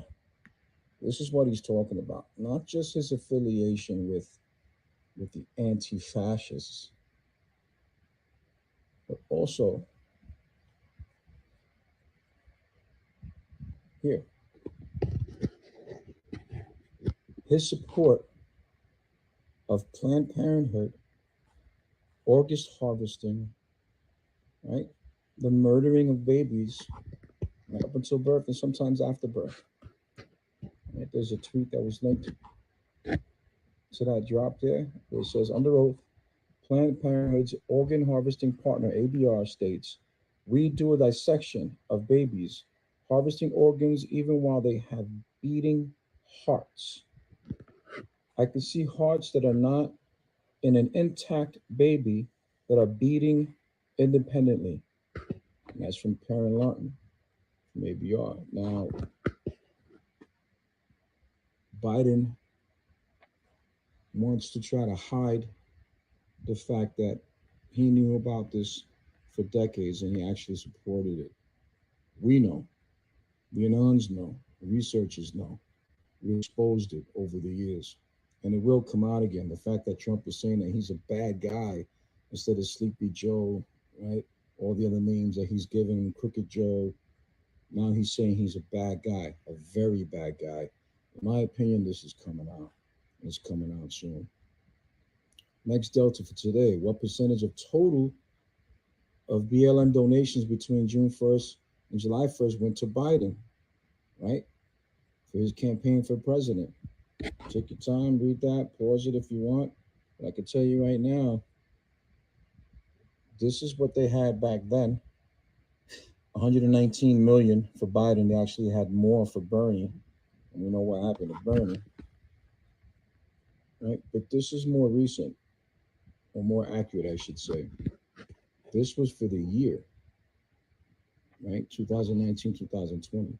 647 million for Biden. Where's all that money going? That's what I'd like to know. Right? For that 1 month, right? That one period where the question was asked, what percentage of BLM donations between June 1st and July 2nd went to Biden?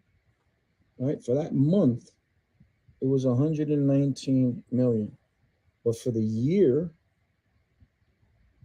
647,286,951.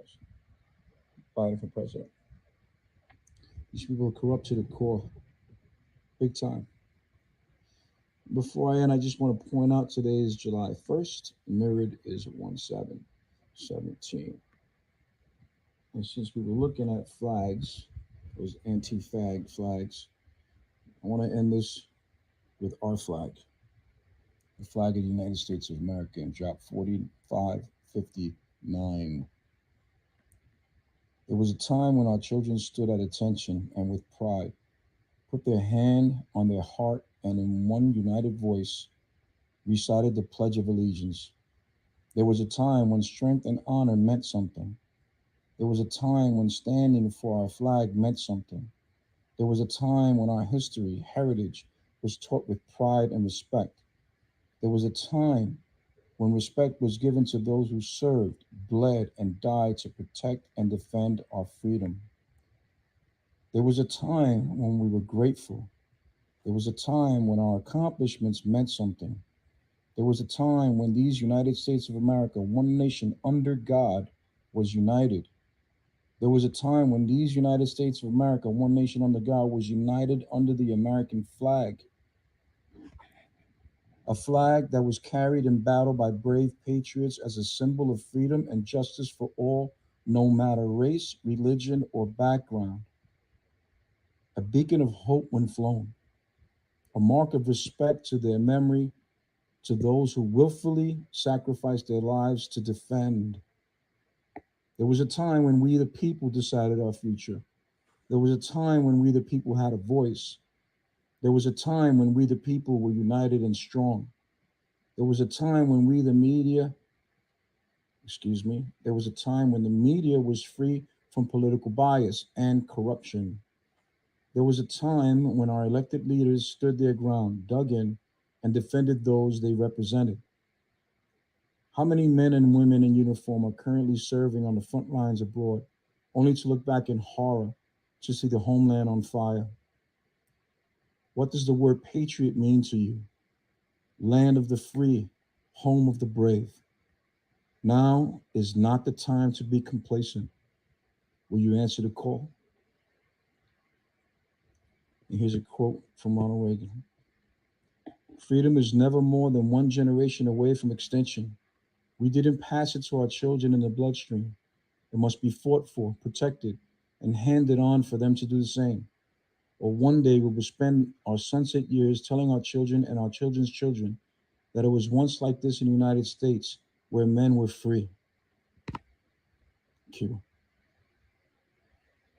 Now, to end my presentation, I'm going to start where we started. I'm going to end where we started. Excuse me. In that very first post from the president, Commander-in-Chief Donald Trump, if Biden weren't such a bad guy, including the total weaponization of government against his political opponent, me, I'd feel sorry for him. But he's a very bad guy, DJT. In other words, he doesn't feel sorry for him. And in 1994, August of 1994, there was a certain very prominent person in New York City who wrote a letter. And in that letter, he stated, "Dear Senator Biden, you are a traitor." And the signature was of John F. Kennedy Jr. Oliver out. Yep, that's Sir Oliver for you. Great content. All right, guys, that's it for today. Remember, always remember, our precious Creator, that one that put us all here on this earth, well, he loves you. He loves you so much that he gave you the Christ, his son, for everybody to find salvation. He loves you. And so does his son. And you know what? So do I. We'll see you again tomorrow. Peace.